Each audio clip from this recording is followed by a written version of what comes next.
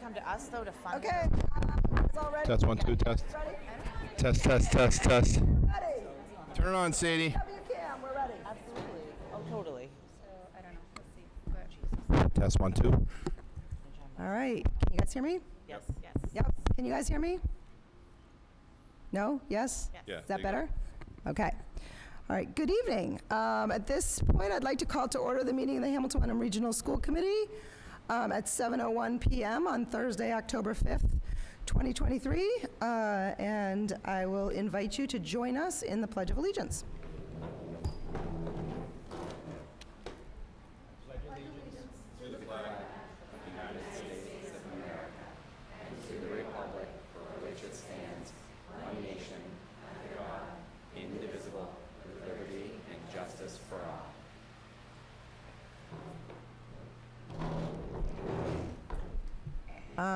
Before we get started, I'd like to remind everyone that this meeting is being recorded, and it's also being live streamed on HWCAM. And I'm going to start. Is the Zoom open, Mr. Tracy? Okay. So we're going to just give one moment to get, we have available public comment is both in person and also on Zoom, and so we're just going to make sure that the Zoom is up before I give my little spiel. Okay.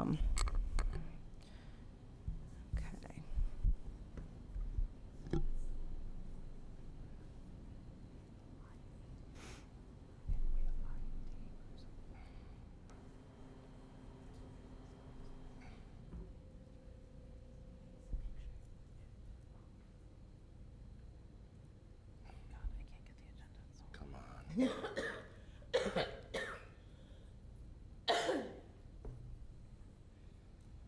There you go. Okay. Excellent. Any citizen wishing to make a comment before the committee is welcome to do so either on Zoom or in person. If you would like to make a comment, I ask that you give your name and please spell your name for us so that we can get it spelled correctly in the minutes. It's good to be accurate. I ask speakers to keep your comments to 3 minutes. I am going to ask Julia to keep a timer. She'll let you know when you have about 30 seconds left. What else? Just so you know, the idea behind public comment is our opportunity to listen to you. So it's not a back and forth. It's an opportunity for you to make your presentation and you to be heard. And us to listen. I think that's all. Did I miss anything? Okay. Mr. Tracy, it looks like maybe there's no one in the, There's one. okay. Is there anyone on Zoom that would like to make a comment?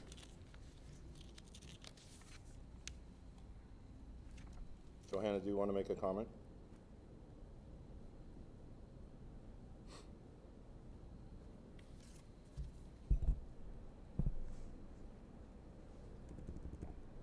Okay, looks like we can check in again, but it looks like not. All right, those of you in the room, if anyone would like to make a comment, I would ask you to approach the podium. And just, I guess we'll address it if it comes to it. We typically do have, comments maybe for 20 minutes or, we can extend if needed, but I'm not sure if everyone in the room is going to comment. We'll see how it goes. We'll check in back with you.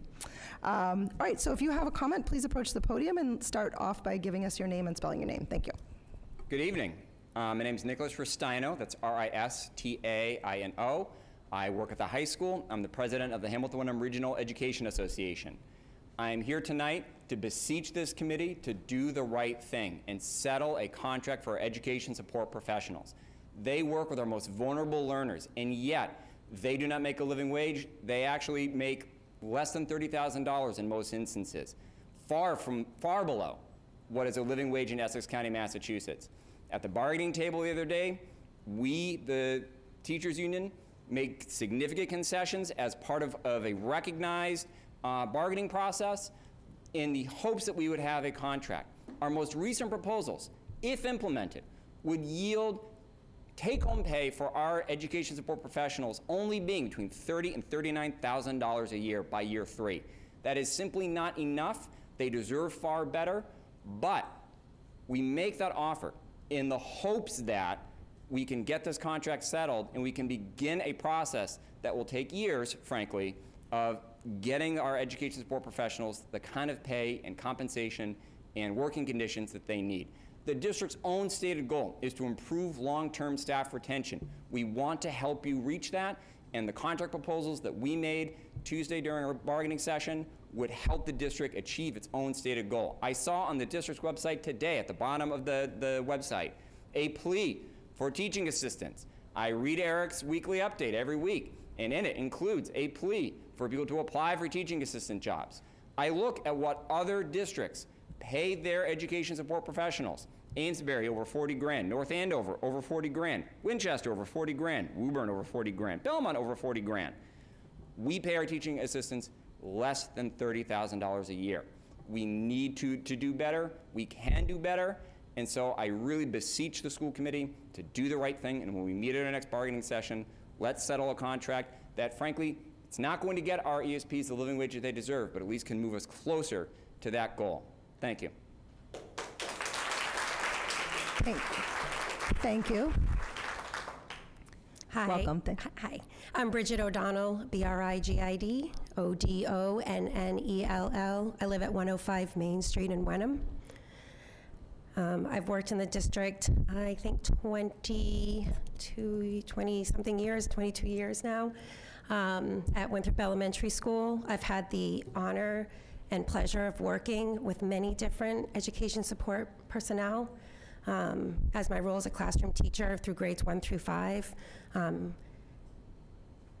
to say that they play an integral part in our students' lives is an understatement. Our schools cannot function without them, as we are short-staffed and cannot find people to take the jobs that we need to support our district students. We know that the district has put forth the goal to attract and retain staff, and we can't even attract them because of the pay. They deserve a living wage. They deserve that respect. We have them, many of them work in our extended summer year program that I work at as well. And every year, there are people that they work all year in very, very challenging situations. And they come back because they love the kids. And because we desperately need people to work. We have to sometimes go out of district to try to find people. And every year, it's the same thing. And every year, they're extended beyond what their job description entails. And they do it every day, and they come back until they don't. Until they go somewhere else where they'll get paid more money, sick days rolled over, other benefits that our amazing people do not receive. And it's sad that we have to come to this point in these negotiations that have taken this long to not reach a settlement. So I, as a Wenham resident and a staff member of the Hamilton-Wenham Regional School District, ask you to support our ESPs, to support this contract, and support our students.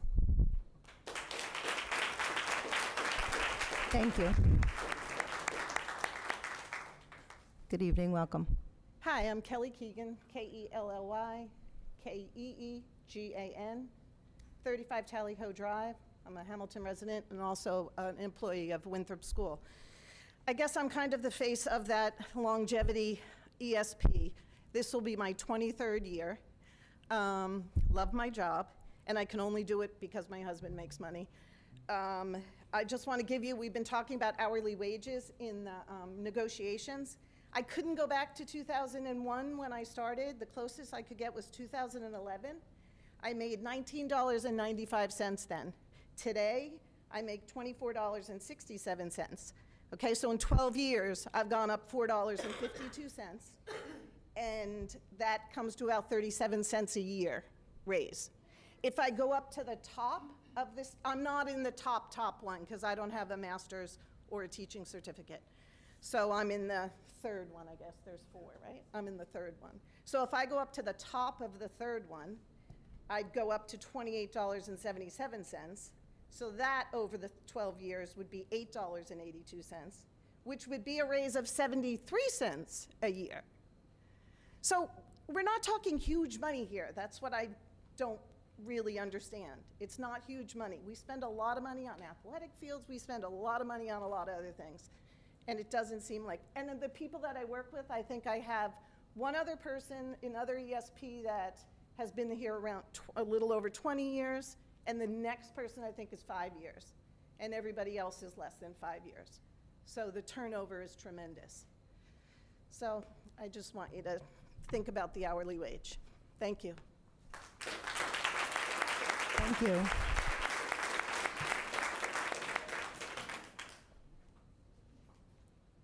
Good evening. Welcome. Hi, my name is Jackie Maher, M-A-H-E-R. I'm at 142 Railroad Ave in Hamilton. Also a parent of a 3rd grader here at Bucher and a 6th grader at Miles River. I am a graduate from Winthrop School through Bucher Middle School and the Hamilton Wenham Region High School, K-12.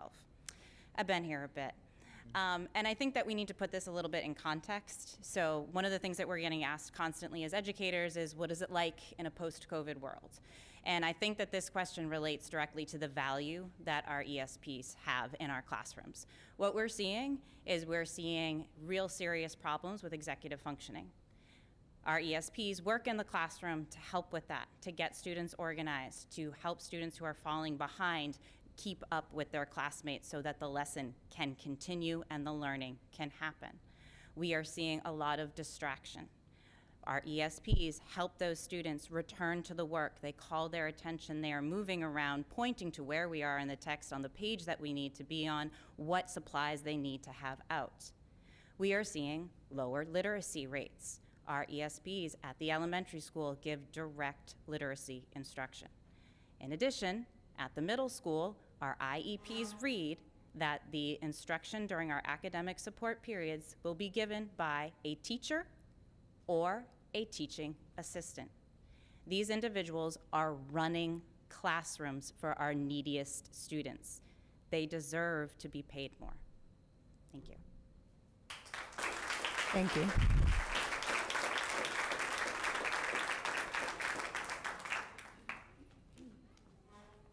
Welcome. Hi, I'm Heidi Dearborn. I live at 72 Cedar Street in Wenham. I'm also a special education teacher here at Bucher School. My kids have gone through the system. I've also worked as a TA in this district, so I understand firsthand the demands and responsibilities of the job. As a moderate special education teacher, we rely on our teaching assistants to provide high-quality, mandated services to our students with IEPs within the classroom. These are mandated services. We've been short a TA for the last year. Not only do they work with special education students, but these TAs also provide intervention services to general education students and social and emotional support for many students, which everybody agrees has increased since COVID. They are an integral part of our school community, and it wouldn't work without them. The job of a TA is demanding. They work with many students who are vulnerable and have difficulty accessing the curriculum, and this is not an easy task. Due to the demands of the job, we need TAs who are knowledgeable, effective, and empathetic. Our team members deserve to be compensated and appreciated for their hard work. In order to find and retain strong, effective candidates, we need to offer competitive pay. This benefits not only our students, our school community, but our town. Thank you.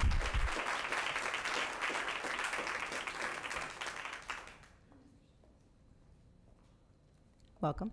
Hi, I'm Kathy O'Shea. I raised my kids in this town. Like Jackie, I grew up, graduated here, and I am 36 years as a teacher in the district. And I cannot stress enough how much I believe your biggest investment that this district can make right now is putting money into paying our ESPs what they deserve. 36 years ago, teaching assistants, or ESPs, it's changed, did not exist. And I can tell you, I remember teaching at Winthrop School probably 32 years ago, and I had a student that was considered a behavior problem. He was delightful. He wasn't a behavior problem. He interrupted the classroom. He knew the train schedule from Boston to Ipswich, and he'd stand up at that time of day and he'd go to the window, he'd announce the train, it's traveling to Boston, it's traveling to Ipswich, he'd sit down. But he required support in the classroom. He was not a behavior problem. Fast forward to a few years later, the children growing up in this town who started to have, and we've seen the population change over these years, challenges in the regular classroom were outplaced. They didn't stay in our district. This district was paying a lot of money for transportation and for programs at, the consortium, but what's the other one that I can't think of? That Landmark, thank you. I didn't write anything. At Landmark, and our district got a great idea. And they said, you know what? These programs exist, and they exist in other places. Let's save money on transportation. Let's try to duplicate what we're sending our students to and set up programs in our school. Our school system has done a great job doing that. We have programs here, and the children in Hamilton Wenham deserve to go to school with all of their peers. They should not have to leave. And if we start losing our ESPs because they're not getting enough money, the cost to this district is going to be significant. Significant. 30 So- seconds. What's that? 30 seconds. Oh, Sorry. so I stand here and I applaud the support, because as a classroom teacher, I could not do my job without the support from them. They don't get paid enough, but the passion, the dedication, they come back, come back. They show up every day, they want to work hard, and I urge you, we know better, and I think we can do better. Thank you. Okay, so let's do one more, and then we're going to take a break and or take a moment to pause. We have some other presentations that have some time constraints as well, so we'll do one more. All right. If I'm nervous, it's because I'm passionate. I'll tell you right now. My name's Christina DeCourcy, Decourcy. I live here in Hamilton. I have a first grader at Winthrop and a sixth grader at Miles River Middle School. My husband is a graduate of Hamilton Wenham, so I feel very tied to this community as a parent and now as an educator. In case you didn't know, our literacy TAs provide essential Tier 2 reading intervention for students. These are the same reading interventions that the district spoke so highly of during their presentation to you, the school committee, last spring. Our literacy department TAs have been extensively trained in the science of reading to deliver explicit instruction using structured literacy in the Orton-Gillingham approach. Our TAs not only deliver these lessons to Tier 2 students daily, but we plan, we assess, we monitor progress, and we modify instruction as needed. In case you didn't realize, we are reading specialists in all but name. I'm here on behalf of my reading TA colleagues here. We're in our third year of this program, and in starting our third year, we've already lost half of our staff that you have all paid to train to take jobs elsewhere as reading specialists, as early intervention specialists, because they're not getting paid here. Our students have been receiving the highest quality reading instruction because of the passion, dedication, and skill of our literacy TAs. If you guys can raise your hands, you're out here. Without them,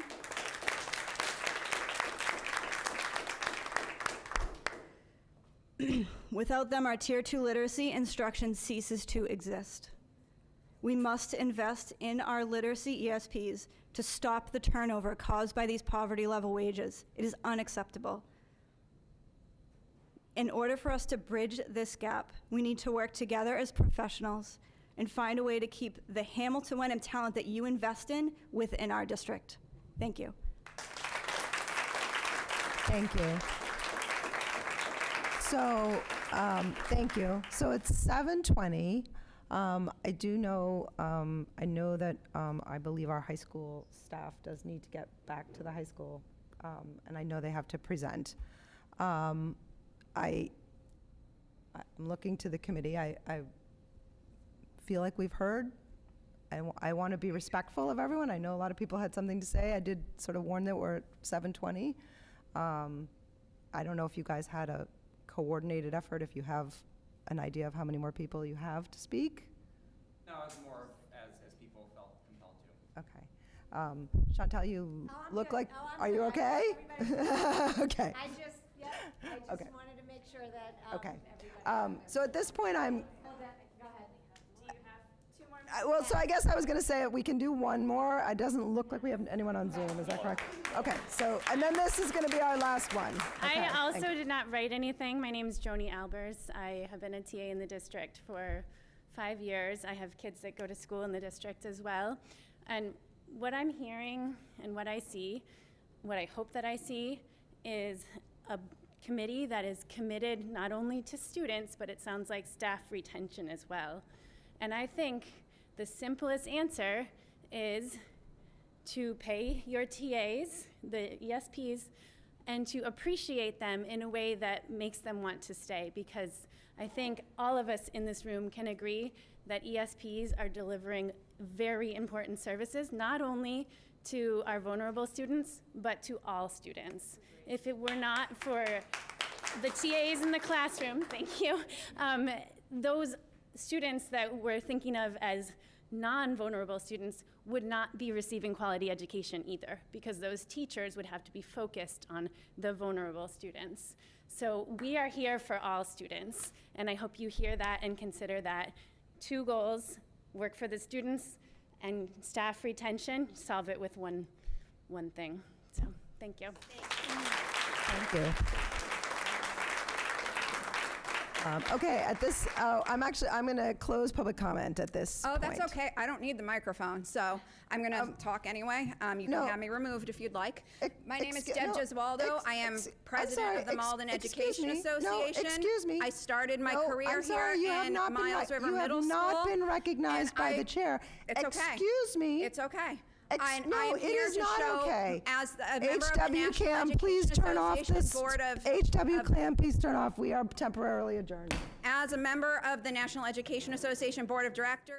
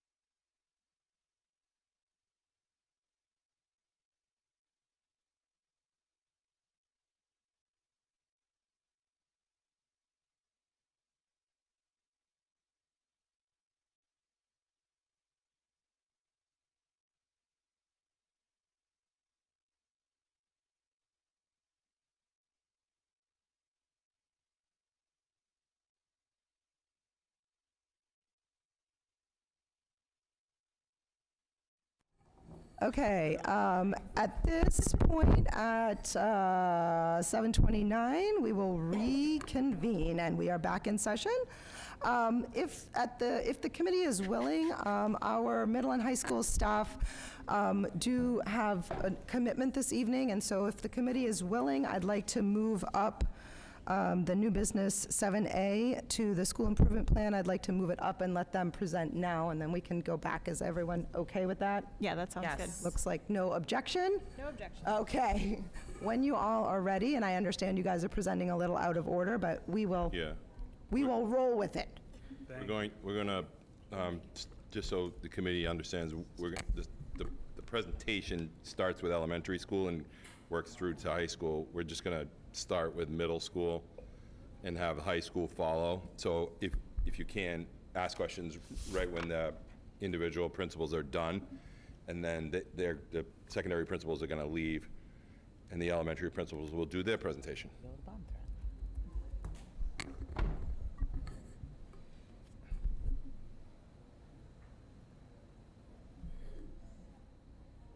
You know what I'm doing? Yeah. Rover?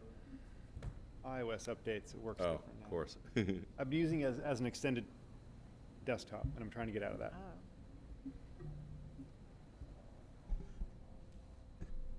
I saw it. Ooh. All right.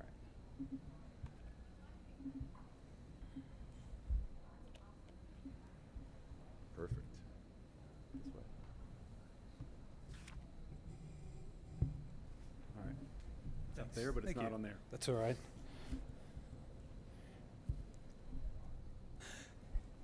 Good evening, everyone. Thank you for allowing us to go out of order tonight.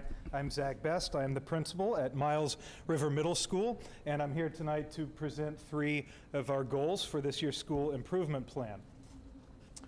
Our first goal is by the end of the school year, we will expand our MTSS practices to better meet the needs of all students. Much of this goal is an expansion and an extension of the work that we began last year, and we hope to build on some of the good work that we have in place. So our action steps for this goal are to implement reading screening at all 3 grade levels. Last year, we brought that up from the elementary to grade 6, and now we are expanding that into grade 7. We're going to continue to utilize math screeners across all 3 grade levels, and both of these screeners will occur at the beginning, the middle, and at the end of the school year so that we can have comparative data.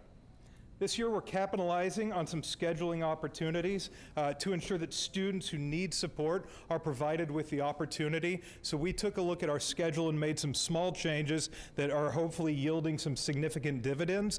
And we've already received some feedback that by having the opportunity for additional students to receive support, it's creating that opportunity, which has been really well received. And I would add to that also expanding our use of resources.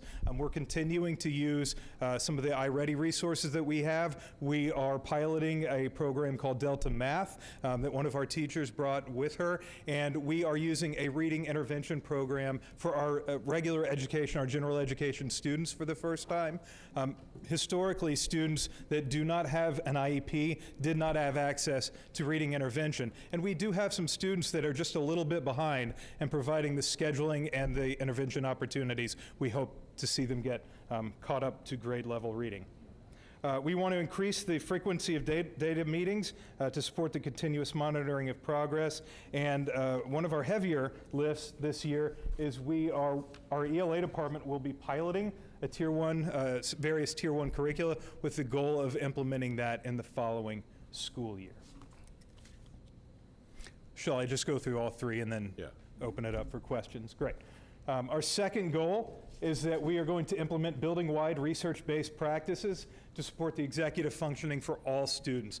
This really came about from a variety of conversations that I've had from the moment I came on board as the new principal a year ago, speaking with parents, speaking with staff. I believe Mrs. Marr in her remarks to the committee mentioned the students' need for executive functioning skills. So this was really a no-brainer goal for us. What was sort of the challenge was thinking about how are we going to approach that. So we convened a committee of teachers to create a series of 10-minute lessons focused on executive functioning skills.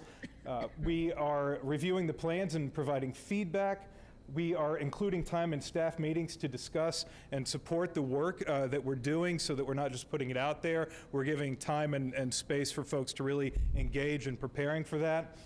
During our IE block, we're implementing those mini lessons for 18 weeks, and we have an opportunity to extend that further into the school year if things are going well. We're going to survey teachers and students at the end of the semester to get some additional feedback. And district-wide, we have teachers at each building that are participating in a SPIRE executive functioning curriculum, and so we have both of those going. So we're looking forward to, at the end of the year, comparing sort of what is working well from the material that our committee created, from the material that we're piloting, and we hope to continue to build on this work moving forward. And our third goal is throughout the school year, we're going to implement practices designed to strengthen the family and school relationship. This also came out of conversations, particularly post-COVID, where we were really sending a strong signal, stay out, stay away, and we want to make sure that that is no longer the messaging. The other piece of it is, as we continue to work in our 5th to 6th grade transition, a lot of the conversation is around how there are a lot of natural ways for families to engage at the elementary school, and families will often tell me, I would love to be engaged at the middle grades level, but I just don't know how. How can we continue that engagement? So that is what prompted this third goal. Our action steps for goal 3 are to utilize publicly accessible spaces to highlight and promote activities and student accomplishments. We wanted to create a menu of options for quick connections with parents and families. When we met with the site council, they asked us to consider also a parent resources page in addition to this, or instead of the quick connections menu. This is the idea behind this is we can't have parent meetings, as often as I think everyone would like. So really being purposeful about setting aside brief options to connect, maybe by email, phone, and being purposeful about doing that.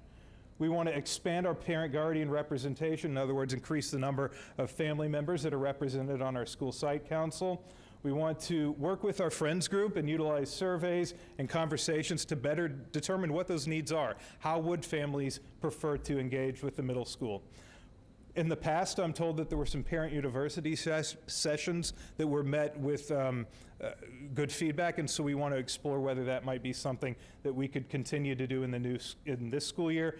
And we want to conduct a review of our current events, things that may have historically happened that have gone by the wayside. Is there an opportunity to revive some of those, look at the ones we currently have in place, and see how we can do a better job of messaging and perhaps folding in other things and ways for parents to get engaged at those events that we already have. So those are our 3 goals for this year. I'd be happy to answer any questions you might have. Thank you. Does anyone have questions? Julia. What do you see as the biggest challenge? Do you see it as being like literacy? Do you see it as being executive functioning? And is this all sort of a result of just coming out of COVID? I've told myself I have to stop blaming COVID, but it's there, right? And I think it highlighted as much as it caused, if that makes any sense, right? I think it really brought to the surface some needs that we have. I do think that's part of it. What's the biggest challenge? I think it's the fact that there are so many different needs that when they come together, it becomes difficult to meet those singular needs, and really the impact that we need to have is more global in thinking about it. So is it just executive functioning? Not necessarily, but if they don't have the executive functioning skills, then when we provide the direct instruction, the intervention, all these other pieces they don't have the impact because the students aren't prepared for that. Is the scheduling a big deal? The scheduling is a really big deal, and making sure that students have an opportunity to receive those services, but absent the other items. So I don't know if I can put a finger on what's the single most important thing. Really, our North Star is just making sure that all students have access to high quality instruction, and we feel like these steps can get us in that direction. Other questions? Yes. I know it's great to keep the 9th graders through the system, but I feel like the transition in between 5th and 6th is also losing students because they have to make decisions on whether they're going to the public schools or the private schools before you even hold an orientation. And that's really hard for a kid to do if they have no idea what they're getting into. So if we could hold that middle school orientation maybe earlier in the year so that the students would actually be able to compare apples to apples, I think we'd probably get more fifth graders continuing on to sixth grade. Yeah, that's great. I absolutely hear you. We actually did move our fifth grade night back, I think, a month or maybe 5 weeks, and I'm certainly open to finding a date that works, that works well for everybody. Fifth to sixth grade transition was one of our items last year on our school improvement plan, and we did a lot of work. We spent a lot of time inviting elementary staff to our school and reciprocating by sending down to get a better understanding. And we put some additional steps in place, and we got a lot of really good feedback. So I think that's really always going to be at the forefront of the work we do. It's not reflected on this year's plan, but it has been in the past and will continue to be at the forefront of what we're thinking about. Yeah, I just wanted to make a comment. Sorry, did you have any follow-up questions? No. I just wanted to make a comment. I'm very excited to hear that you are really investing in executive functioning training. I think it's a very important area to address, particularly in the middle school age where the load work becomes really a lot and could be difficult to manage for kids, like you said, have a hard time accessing the information and the learning. Could you speak a little bit more on how are you implementing that? Is it an instructional material that you're delivering to the kids, or is it an actual way to teach that you're trying to implement? So functionally, it is a 10-minute mini lesson or activity that occurs right now. It's occurring once a cycle. So our schedule runs on a 10-day cycle. And so we had a committee of educators, do research and put together some of the highest needs areas based on what they have decided. So what they have seen in their classroom. So that activity is a collection of slides that the teachers in our IE, our intervention enrichment blocks, deliver. They present that instruction and they walk them through the activity. Part of the work that I want to make sure I'm doing as an administrator is supporting that. So just for a very specific example, one of the earliest lessons was on use of agenda book. Our students have in the past been provided with an agenda book, but not with any sort of training or expectation on how to use that. So it became this thing that got carried and occasionally lost. So there was a lesson that was created, it was presented to all the students, and every morning when we do our announcements, we pause and we ask students to take out their agenda book so that we make sure that we're holding them accountable for being ready to use that. When I'm visiting classrooms, one of the first things I do is I take a look at that book, and so we're really referring back to that lesson. That's just one example. Does that kind of answer your question? That's great. That's so wonderful. I'm really glad to hear all that. And I also wanted to ask you, do you feel like the teachers and the school personnel is getting enough training to be able to? So we know it's very hard. There's all this new, like, neurodiversity, there's ADD, ADHD, and, and all these areas that, are very new. And we're learning a lot by, the field of neuroscience about all this. So how do you feel you're getting enough training as a teacher to be able to support the kids and to be able to deliver a curriculum, to be able to implement all these new wonderful ideas?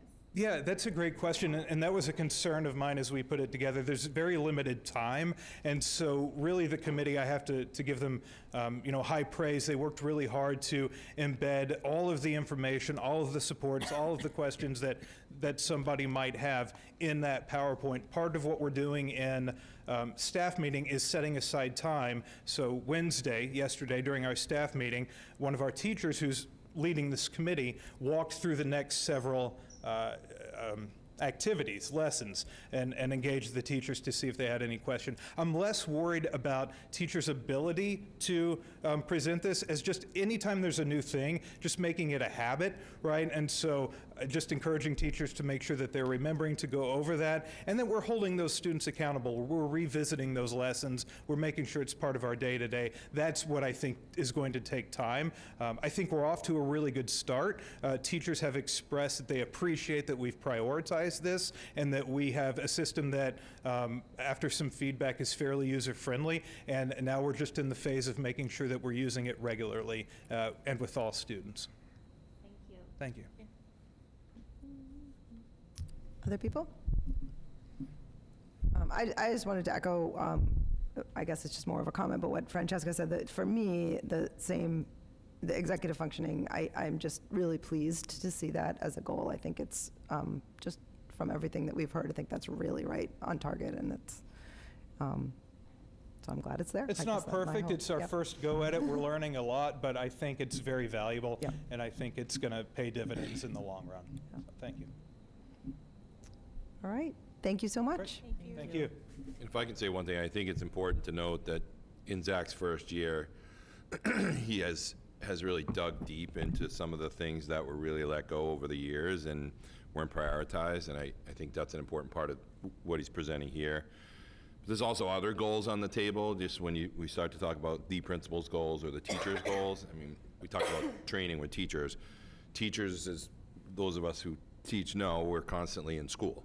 You're basically constantly going back to school. I'm in a class that most of us were in just before this meeting. So there's always opportunity for updating knowledge. Our summer program for teachers does a lot of focus on things like neurodiversity and executive functioning skills, and opens up book group opportunities for those discussions for teachers. And we had more teachers than ever take advantage of those summer training programs, and then we described even the first 4 days of school and the focus on those things that aligned with some of the goals that administrators were working on.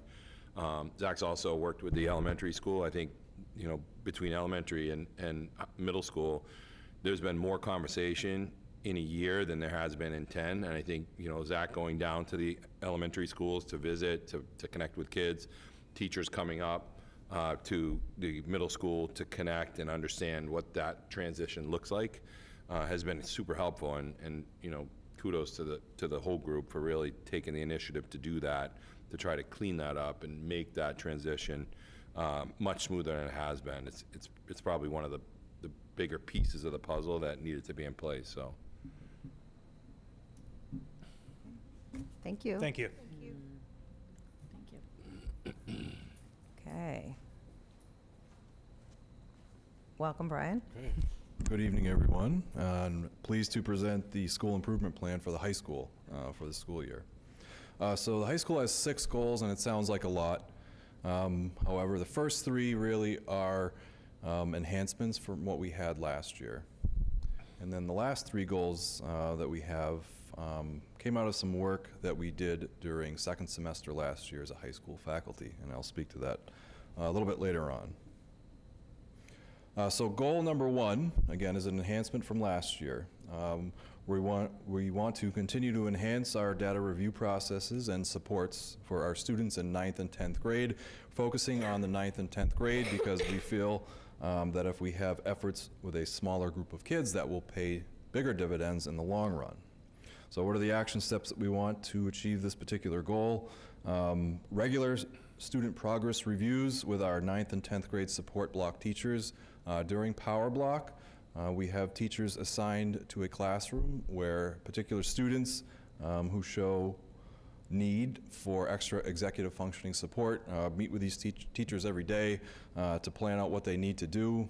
There's communication with teachers in school, also with home, but we're also now, myself, I'm meeting with the 9th grade support block teachers every week, and Jeff Becker is meeting with the 10th grade support block teachers every week, just to keep an eye and do some really intense progress monitoring on these kids. That way, students who have improved their performance, we can move them out of that support and look for kids who may be showing up in the middle of the year who are in need of the support.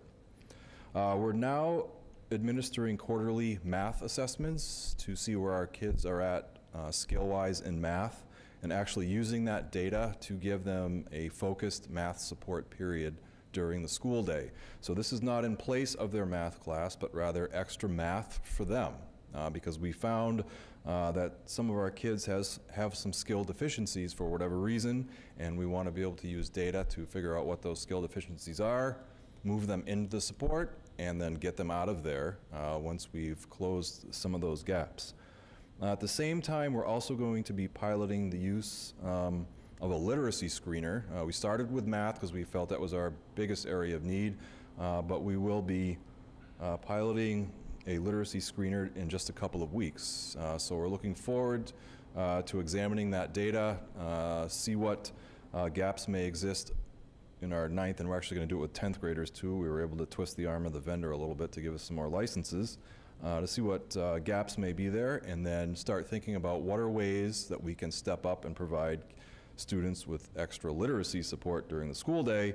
And finally, we have an after-school academy where we have a teaching assistant after school on Monday, Tuesday, and Thursday, I should say, and was able to provide some planning support, helping kids get things done, provide a space and some time for students to attend to their schoolwork. As you can imagine, high school kids aren't thrilled about staying after school to do homework. But we feel that if we have a space for them, okay, but also start thinking about incentives this year. How can we incentivize students to want to, when the bell rings at 2:20, stay in the building? That's just, I think, part of reality. We got to figure out a way to entice them to sit there for an hour, get their work done. If that's all they do and don't do any work at home, we're actually happy with that, because that's an hour more than they often are doing right now anyways. Some of them think they punch out at 2:20 and that's it. It's not really how high school works. That was goal 1. Goal number 2, again, is continued from last year, working on increasing the proportion of students coming to the high school from the middle school.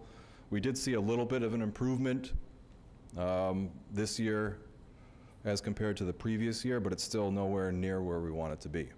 So what action steps are we going to take? We're continuing to analyze the data, surveying families who chose not to come to the high school. Why is that? You know, the sort of our initial take on it, it comes down to facilities and academic program. Facilities is not a secret. Academic program, it's a little bit opaque. We don't quite understand what they're saying about that, so we need to dig a little bit deeper into that. So that will be a focus of ours this year. We're going to curate and disseminate the transition and support opportunities available for our incoming 9th grade students. That's a really important year. We want kids to get off to a good start in high school, because I think that sets the pattern for future success. So how do we make sure parents know about that? Well, we are having our high school open house on Wednesday, October 25th at 6:30 p.m. And that is a chance for us to start talking with parents about the 9th grade program that we have in the high school. What are all of the transitional supports that we have in place? Also, throughout the school year, there are additional touch points where we can communicate with families and with students. We begin course selection really in January and February. That's another time where we're talking with parents about transition opportunities. And then again in the spring as well, when we meet more closely with the students themselves in school to talk about what they can expect from high school and how to get off to a good start.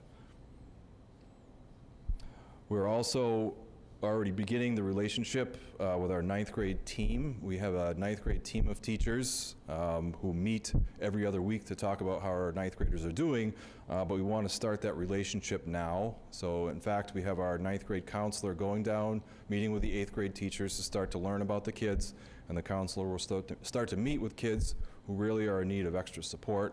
And then later on in second semester, we'll be able to have some of our 9th grade teachers start meeting with these students because we'll have that much of the schedule done by that time to where we can start to build those relationships. Because I think when a kid comes into school, if they know the name, they know the face, that's going to make things a little bit easier and more comfortable for them.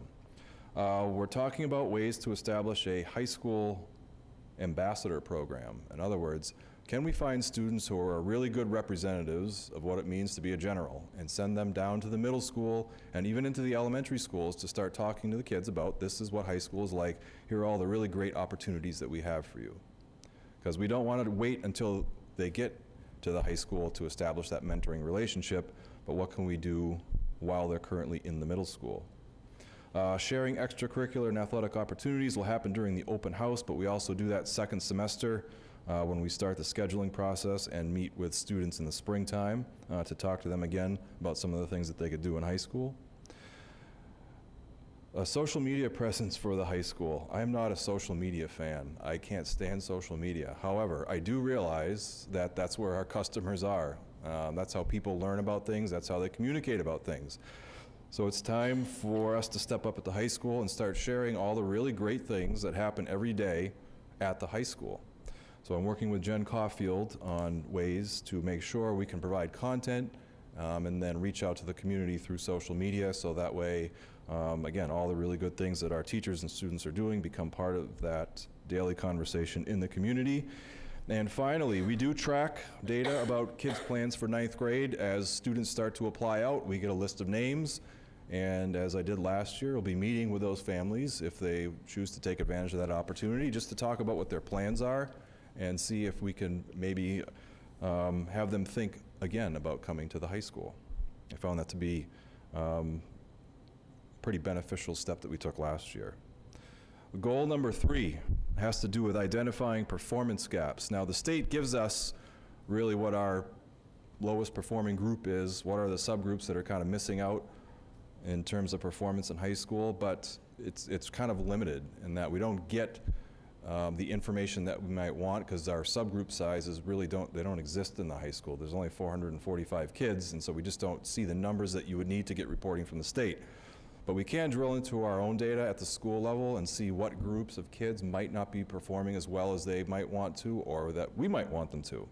So Jeff Becker, the assistant principal, is taking this on this year. He's already gathered an incredible amount of data in terms of how our kids are doing, and that's aligned to different demographic characteristics of students, so that way we can drill into the data. But we're able to look into kids' grades, we're able to look into PSAT scores, SATs, AP performance, things that we're not necessarily going to get from the state. And throughout the year, Jeff will be meeting with teams in the school just to get feedback on the data and what are some possible groups that we really want to investigate further. At the end of the day, we plan to give a final analysis, not only to the high school faculty, but also to district leadership, because these performance gaps don't show up just when kids walk through the doors at the high school. Some of these experiences that happen pre-K to 12 can lead to some of these gaps. We want to understand where they show up in the high school, but then we can look back and see, are there things that we could do in the earlier grades to help some of these kids out. So that's it for the goals that are continued from last year. The goals 4, 5, and 6 we developed during second semester last year, because one thing we felt as a high school faculty that we were a little bit lost. In other words, coming out of the pandemic, a few messy years, we're looking for some direction. And certainly the strategic plan helped us out, Portrait of the Graduate helped us out, but also we wanted to think deeply about where do we want to go as a high school? What are the things that we want to do to help our students? So we did spend the entire second semester figuring out what are some goals that we could set for the following school year. We also had the advantage of taking a trip with a team up to Casco Bay High School in Maine. It's a Portland public high school, but they have a pretty unique learning model there. Now, the goal was not to go up there and replicate their model when we came back. Rather, it was just to take away some lessons, see how a different place does it, but also we knew that that school was very tightly aligned to mission, vision, and what they actually provide for their students. So we took quite a bit away from that. So goal number 4 was one of the first things that came out of that visit, was to really integrate the Portrait of the Graduate into the day-to-day operations of our building. And what are the action steps? And even before the action steps that we have listed up here, I should probably click through the slides for you. Okay. We just found out a couple weeks ago that we've been invited to a year-long coaching program with NEASC around Portrait of the Graduate. Specifically, how do you make the Portrait of the Graduate come alive in schools? So there's a team of 6 of us who, over the course of the school year, will be going to NEASC, but also getting coaching, ongoing coaching from them about what or how can we actually operationalize the Portrait of the Graduate in the high school. Some other things that we're going to be doing this year is looking at ways to report student progress towards the competencies of the Portrait of the Graduate. If you want something to happen, I'm a pretty firm believer that you have to measure it to make sure that you're headed in the right direction. So that's something that we want to consider putting in place. We did have it a number of years ago. How could we resurrect that? But now we're really aligned with the new competencies of the Portrait of the Graduate. By the start of second semester, we're also going to implement a student recognition program. Everybody's sort of like a student of the month thing, but this time we would align that with the competencies of the Portrait of the Graduate. So if somebody is showing great communication skills or somebody is showing empathy, we would recognize students for these types of things as a way to integrate Portrait of the Graduate into our everyday operations. And finally, we want to think about creating some sort of video-based marketing around Portrait of the Graduate. Right now, it's just a thing that's kind of out there. It's a poster on the wall. but can we use the power of video, I think, to capture all of the things that are happening in the high school that currently align with the portrait of the graduate and share that with the community and generate some momentum behind that. So that's goal 4. Goal 5, this came directly out of Casco Bay. One thing they were great at is displaying student work in the school, but also in the community. It's a nice marketing tool for them, actually, to attract students to choose to go to their school, and we feel that that's an opportunity for us as well. So to make that happen, one thing we're doing is making sure that we have places in the school to actually display student work. Yeah, you could just tape stuff up on the wall, but that's not very professional looking. I think that kids' quality work deserves a quality display. So we're currently in the process of procuring the materials to build these display spaces around the building where we can display student work. We also, using the generous support of the Ed Fund, have a number of video displays up operating in the building right now, and we're going to be shifting some of that display of student work to those video displays. We're also going to be establishing some expectations for what kind of work gets displayed. You don't want to just put work up there that isn't of the quality that we're looking for. And one of the nice things about displaying kids' work publicly is that when you have an audience, all of a sudden your performance improves because you know there's other eyes on it. So we're going to establish expectations, for what we want to see up there, also how it's displayed, and a schedule for doing so. Because there's a lot of stuff happening at the high school. There's a lot of great stuff that we would want to show off, but we need to provide some order for it. And then Jen Caulfield currently is working on places where student work can be displayed in the community at large. So the library, the senior centers, and other places in town where we can show the community all the great things that our kids are doing. And finally, expanding learning outside of the walls of the high school. One thing we're going to do this year is develop a plan for a senior internship that will begin really next year.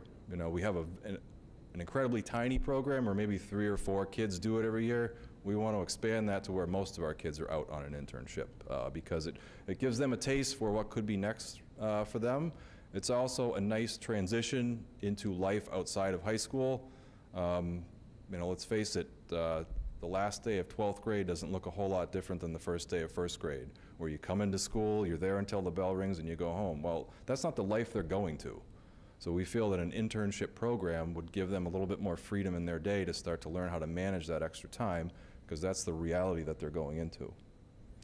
And the second thing that we want to do this year is implement an experiential learning program for an entire grade level. So this might be where our entire 9th grade goes out on a field trip together at some point during the school year as a way to build some community within that grade level, but also to attend to a meaningful learning task together outside of the walls of the high school.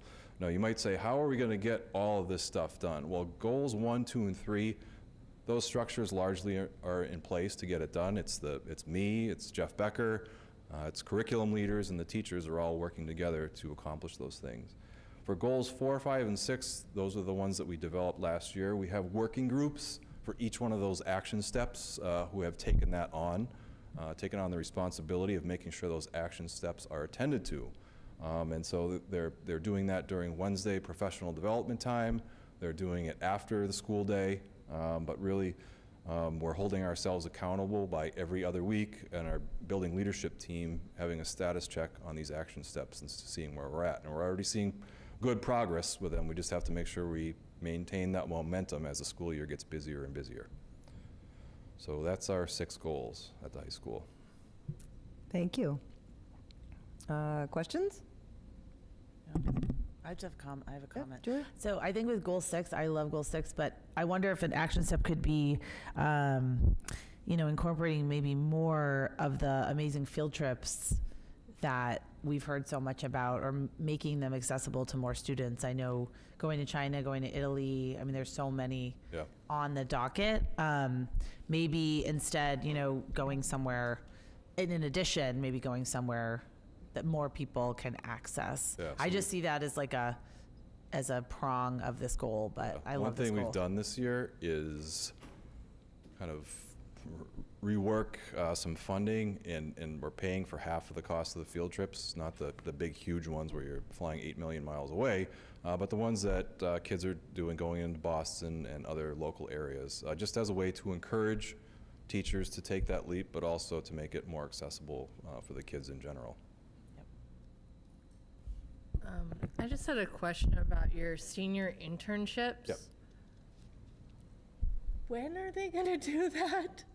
When would they do that? Typically, I it's mean, they fourth just quarter. have so much in their schedules. Yep. It's usually fourth quarter is when they do that. So But you is look, it built into the school day, or is it something they have to do on the weekends? Or? it depends. It's typically built into the school day. In other words, that becomes their school day. So in a lot of places, once third quarter is over, seniors then transition into an internship. Now, kids who take advanced placement classes where they maybe need to be in school for a few more weeks, we just have to work around that a little bit. We're lucky that we're a small enough high school that you can manage that. But you know, it's really looking to April to be the time where they're doing that internship. So it gives them April and May to experience that learning outside of school. David? Yeah, a couple things actually.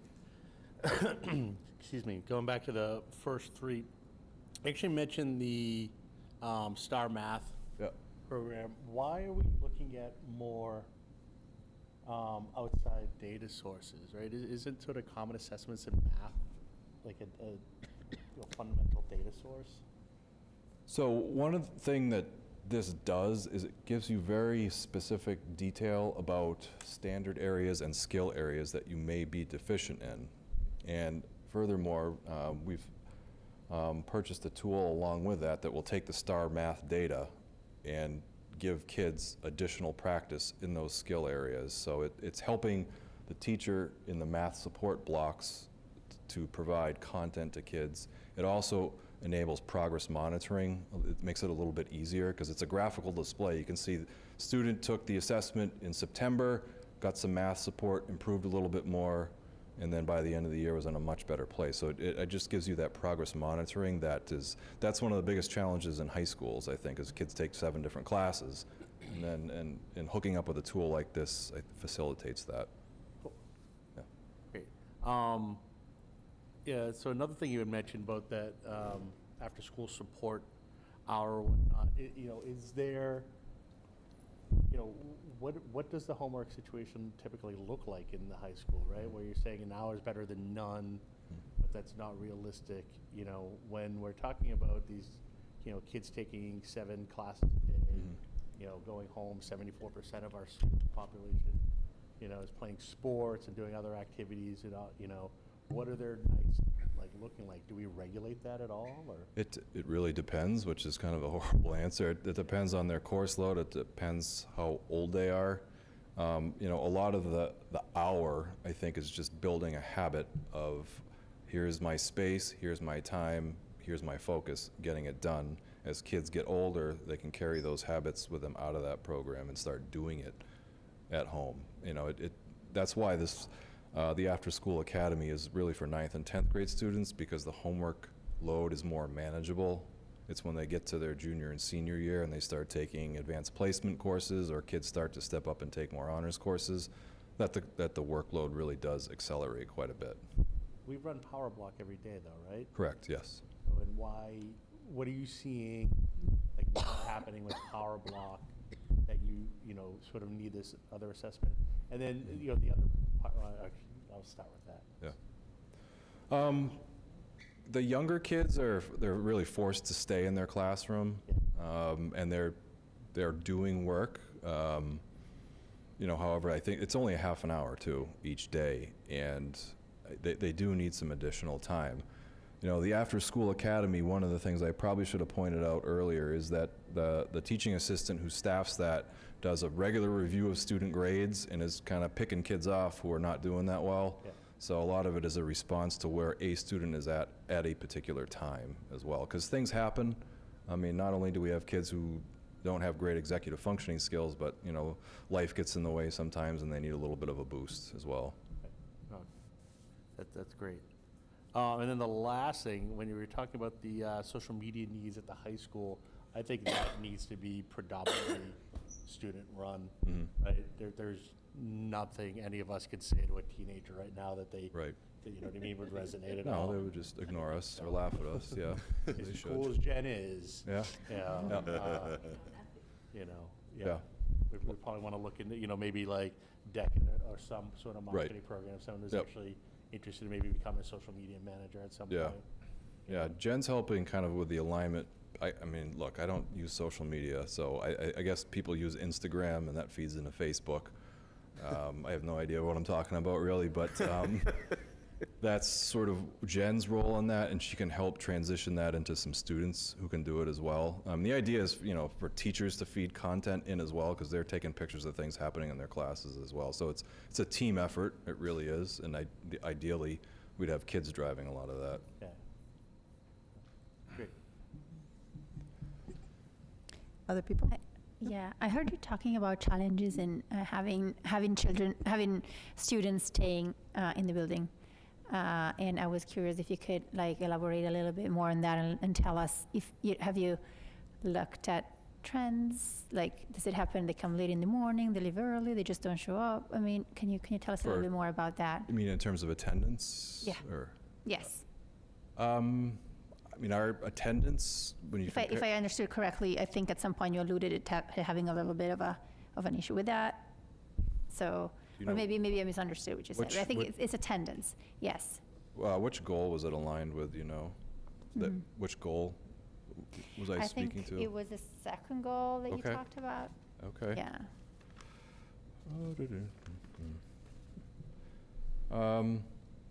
I think that has to do with kids attending the high school coming from the middle school, perhaps, but not about kids' Okay. attendance Okay, so during you the were school talking day. about retaining kids as Yeah, opposed to yeah, having just them going retaining kids, yeah. okay, Yeah. okay. I thought it was kind of like retaining kids, and I was like, where are they going? Or not? I don't know okay. where they're going, but Okay, yeah. sorry, Yeah. misunderstood. Okay. Thank you. Anybody else? Good. Okay, thank you. Okay, thank you. Thank you. Thank you. All right, we appreciate it. All right.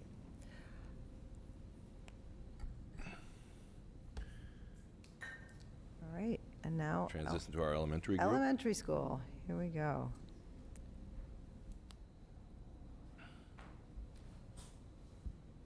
Changing? Or we're, no, Ben may. Those are at the beginning. Yeah, you're actually at the beginning. There you go. There we go.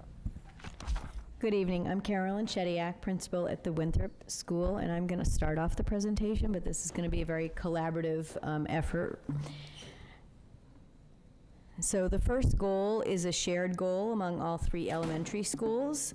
Goal number 1, which is aligned with the district goal 2A, is by the end of the 2026 school year, the Hamilton-Wenham Regional School District will strengthen the multi-tiered systems of support model across all elementary schools, targeting learning outcomes in literacy, math, and social-emotional learning. This goal is an ongoing multi-year initiative. A solid foundation was laid last year, and this year we will continue to build on it, and Juliana will tell you about the action steps. Good evening, everyone. I'm Juliana Schneider. I'm the principal at Cutler, and we have 2 shared goals, and then we each have a more individualized third goal. As Carolyn mentioned, this is a continuation of the implementation of MTSS that we started last year.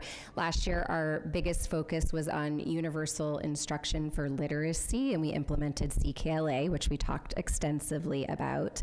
This year at the elementary school, all 3 of us are undergoing a curriculum review for math instruction as well as for social emotional learning. And so that is going to be a big effort in order to lead forward with high quality instructional materials for both math and social emotional learning.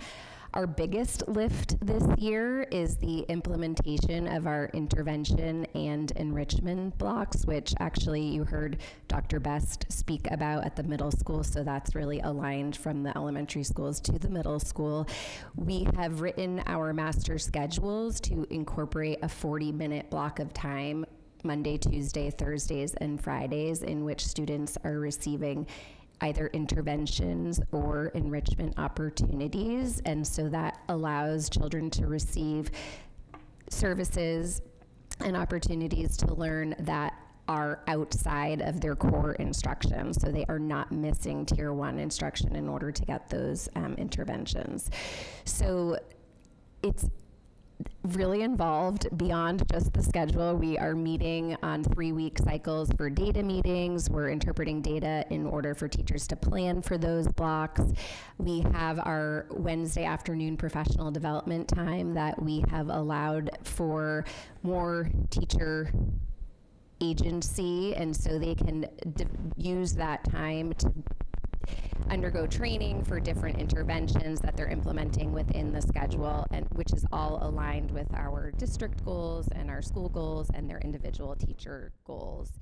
We have had instructional coaches and continue to. They're an integral part of supporting teachers in these intervention blocks. So this year we have a heavy focus on the tier 2 instructional piece.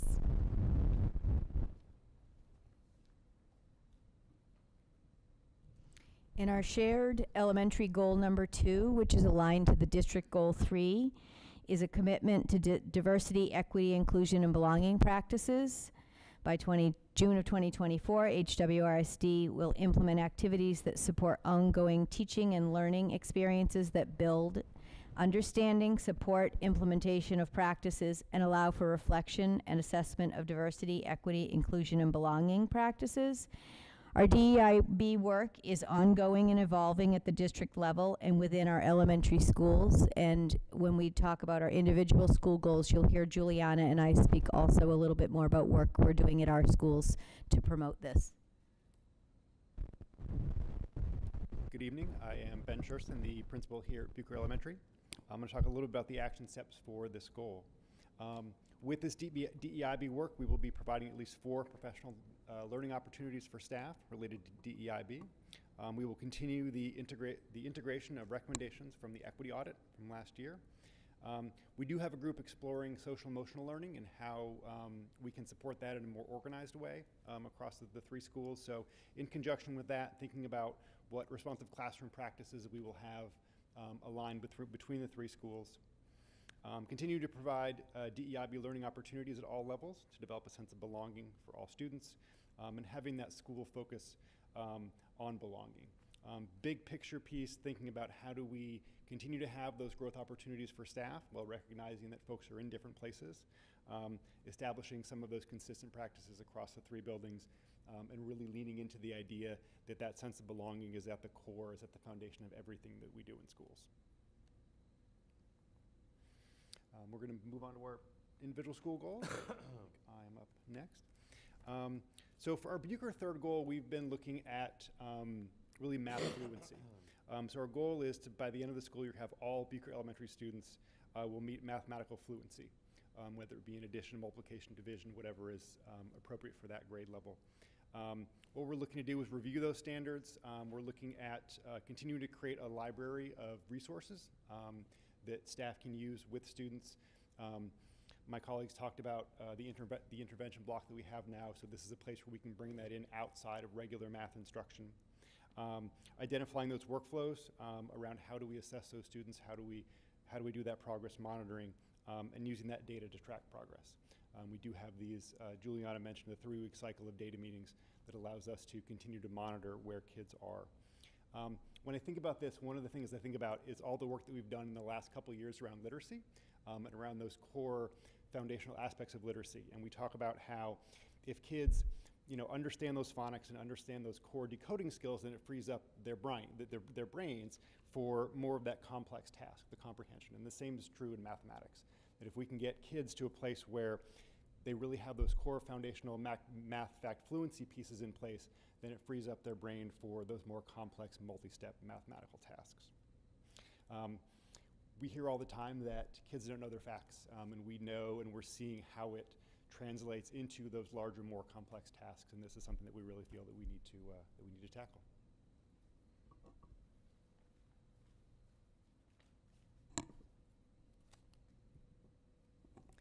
So Cutler's goal this year at a school level is to implement the theme We Belong, which is really nested under Goal 2 around the DEIB goal. And it also came out of my entry plan last year and what was important to teachers and helping students, every student, feel like they belong at Cutler School. So we have some existing structures. We have our all-school meetings. This year we are developing a school song. We are re-implementing community groups, which have not been part of the school culture since prior to COVID, which are multi-age groups. They meet to do different activities.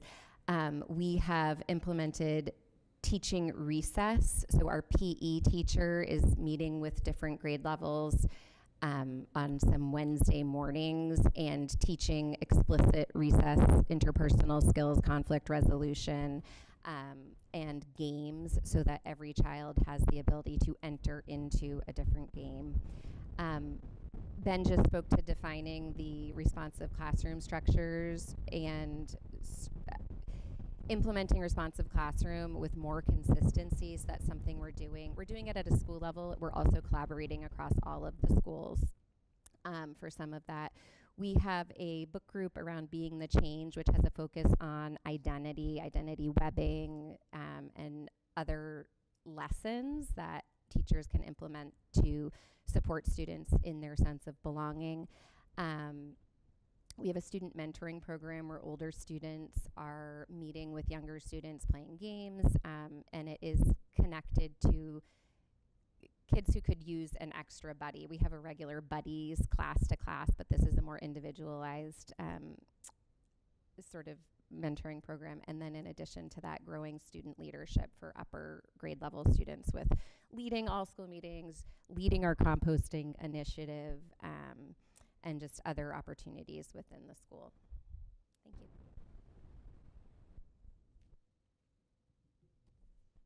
So you're going to hear me repeat a lot of what Juliana just said, that our Winthrop Goal 3, which is also aligned to District Goal 2, is to strengthen a sense of community and belonging through a variety of scheduled activities and opportunities.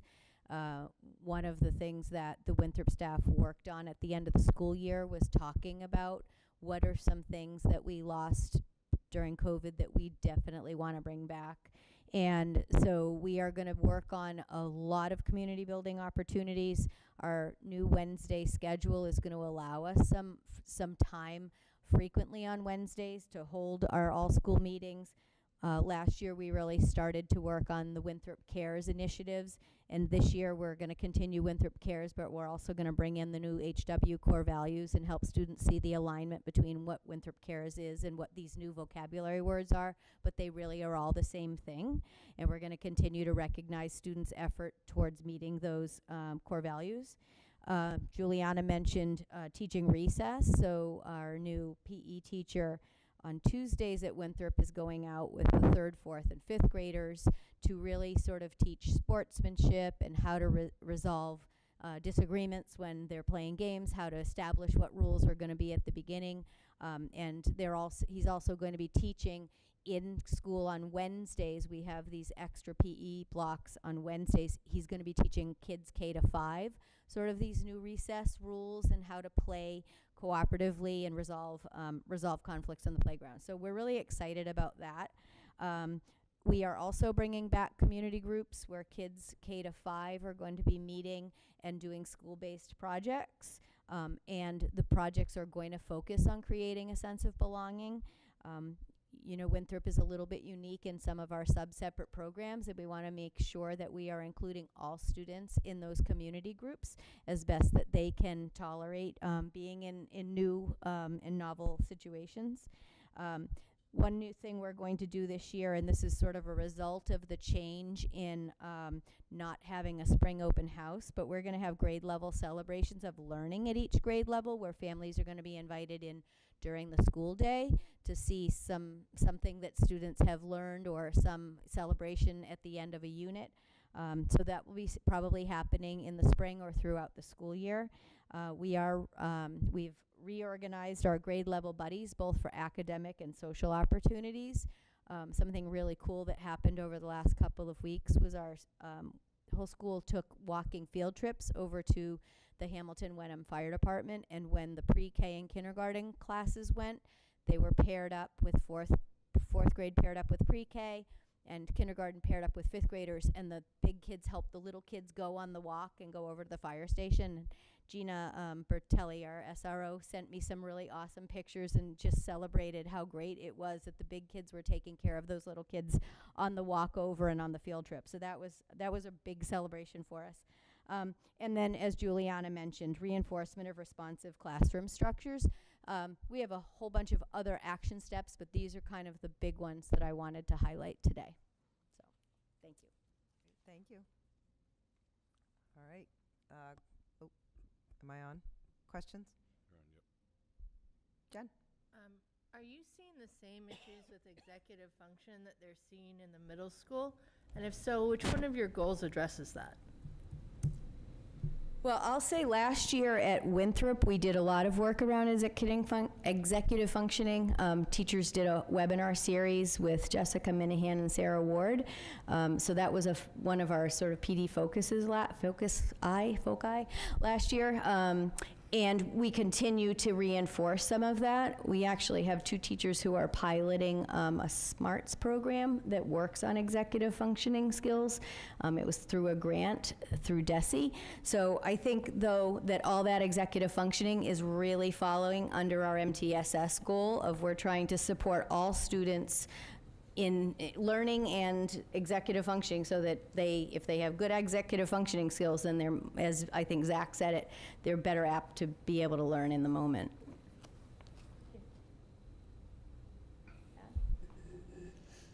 Anybody else? MTS is all. Francesca? Yeah, so, and I think you've said, some of you said it at the beginning, that you were going to kind of explain this goal separately, and some of them applies to all the schools, some of them applies more to one school than less than others. I just wanted to ask, like, how do you think that the communication between the 3 schools is, in terms of, like, I want to make sure that our children receive a very, very similar level of exposed to resources and education, and we're not kind of, right, so can you speak a little bit to that, please? I can, and listening to and collaborating with Carolyn and Ben, so Ben's goal is a little different than Carolyn and mine, and we're actually also doing it. So we're doing it together. The resources that he's developing around fact fluency are shared between all of the schools. We're all working together, like even at Bucher right now, we're starting with literacy interventions, and then at the same pace, we're all integrating math. So, I don't know if you want to speak to that more, but and Ben is doing a lot of things around belonging too. I think part of it is drawing out from our teachers and maintaining our individual cultures with our teachers and focusing that way, but the work that we're doing behind it is very collaborative and mirrors one another. Wonderful. There's a lot of work that we do that is not up here.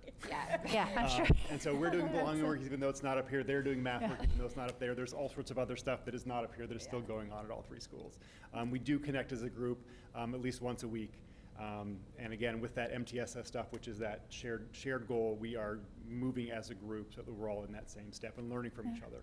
Wonderful, wonderful. And the curriculum reviews have representatives from All 3 schools. So the curriculum that we're implementing is exactly the same. Right. Yeah, and I'll say, as far as the fact fluency, I, at one of my faculty meetings, talked to the staff and said, here are our 2 options. Which do you want to be our school improvement goal? With the understanding, we're going to do them both, but which do we want to write down?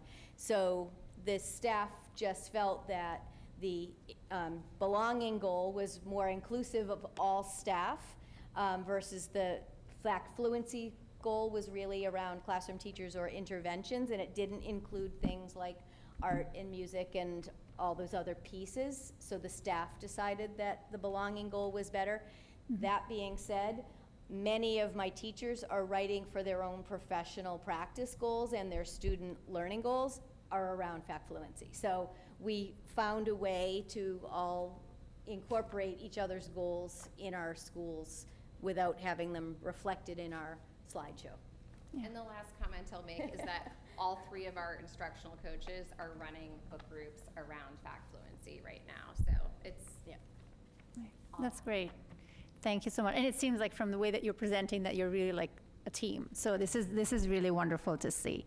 So thank you. And I want to say, if I can, another little thing here. So I don't know if it really has to do with the goals really, but I want to say I'm a huge fan of like the band program. I think this is like a wonderful, successful program that really like the 3 schools are able to manage to have like kids in like 4th and 5th grade to kind of like start to get together before they go to middle school.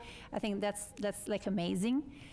And I was curious if there's any thoughts, and it doesn't have to be answered now, I guess. I don't know, but there are thoughts of other activities like that. I feel like, speaking of what you've all been saying, like, intervening on like social skills, helping these children really finding their peers and the right setting to kind of help them grow and learn, how to behave even. Like, and I feel like those little like groups of like interests, like band, music, are just wonderful opportunities to do that. And I'm wondering if there's anything that we're kind of thinking along those lines, or. So at each elementary school, there are opportunities where some teachers will run little activity clubs. They get a stipend to do those clubs, and so those are some of the opportunities. Like at Winthrop last year, Mrs. Clark ran a newspaper club. It was hugely popular. Yes, it was Mrs. Casivio does a Rubik's Cube club every year that kids are clamoring to get into. And then Mr. Shekels ran a Legos club that was, he had kindergartners to 5th graders who were coming and doing Legos. So that is one of the opportunities that we can do after school. Right, yeah, exactly. Because I know we do it at each school, but I think it would be so wonderful, particularly for children that are in 4th and 5th grade. They're starting to really, like, such an opportunity to get to know peers at other schools within the context of a small group of interest. So just like throwing out there. Many moons ago, before my time, there was an after-school activities program that was run between the 3 schools in conjunction. There was one teacher who oversaw it, and we were able to use the transfer buses to get kids between schools at the end of the day for these things. We've been putting in more smaller after-school activities with the Friends of Bucher here, and one of our long-term goals is to get to a place where we can open that up to the other schools, so that we can have some of that sharing a bit. The transfer buses are insane. I know. But That one could of be the a great things nightmare about to them coordinate. is that they allow us to move kids between schools at the beginning or the end of day for these kinds of things. I think it's also fun, I think, for the kids to think, oh, I'm going to take the transfer bus to go to the other school. And they're together for sports and everything else. Yes, yes, there's all the like, out of school activities for sure in our community are wonderful. Okay, great, thank you. Would be wonderful, although I'm just speaking, representing myself right now, is a strings program. Yes. Oh, I would love to see that. Many years ago, that was Mrs. Graham at Cutler had the string jam. Still have Yeah, it. yeah. Actually, she comes back as a retired teacher every nice. Friday, Yeah. which is wonderful. I just think a strings program, so many students will engage with a string instrument, where I think band is a smaller group. So. Right. But that's a larger district thing. Yeah, I of also course. think it could help with retention in 6th and 9th grade, by the way. But Yeah. I agree. Okay, thank you. Other questions? Thank you all so much. Very much appreciated. Thank you. Okay. I think the one thing I should say is that the goal piece is very limited in this presentation. When you start to think about, even this week and last week, me sitting with principals, looking at their goals, which are micro levels of, a deeper level of focus for things like lowest quartile students and how they're going to respond to that. So there's all these other goals that are built into this that you never get to see, teacher goals that are specific to student learning and their own professional learning. So that's I guess the beauty of the system is that there are a lot of functioning goals that are driving so many other things than what we've seen here tonight. I think that's the principals have taken advantage of that to be able to really make things happen outside of, these are our 3 goals, but as Carolyn said, we're also doing these 15 other things. So it's important to keep that in mind. No, and of a book every semester. Yeah.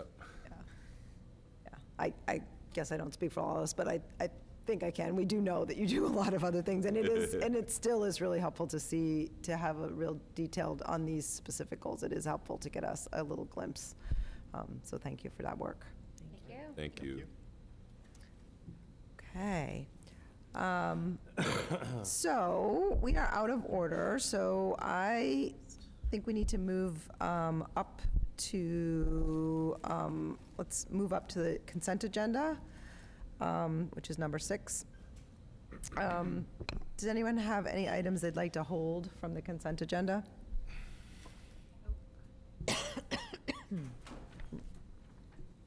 Okay. Francesca, are you ready to make a motion? So that's the entire consent agenda, consent agenda, including the field trip and everything? Okay. Yeah, or unless you want to hold something. No, okay, yes. So I move for the school district to approve the consent agenda as written. Second. Second by Jen. All those in favor? And that is unanimous of the members present, 6 members present, and the motion passes. Okay.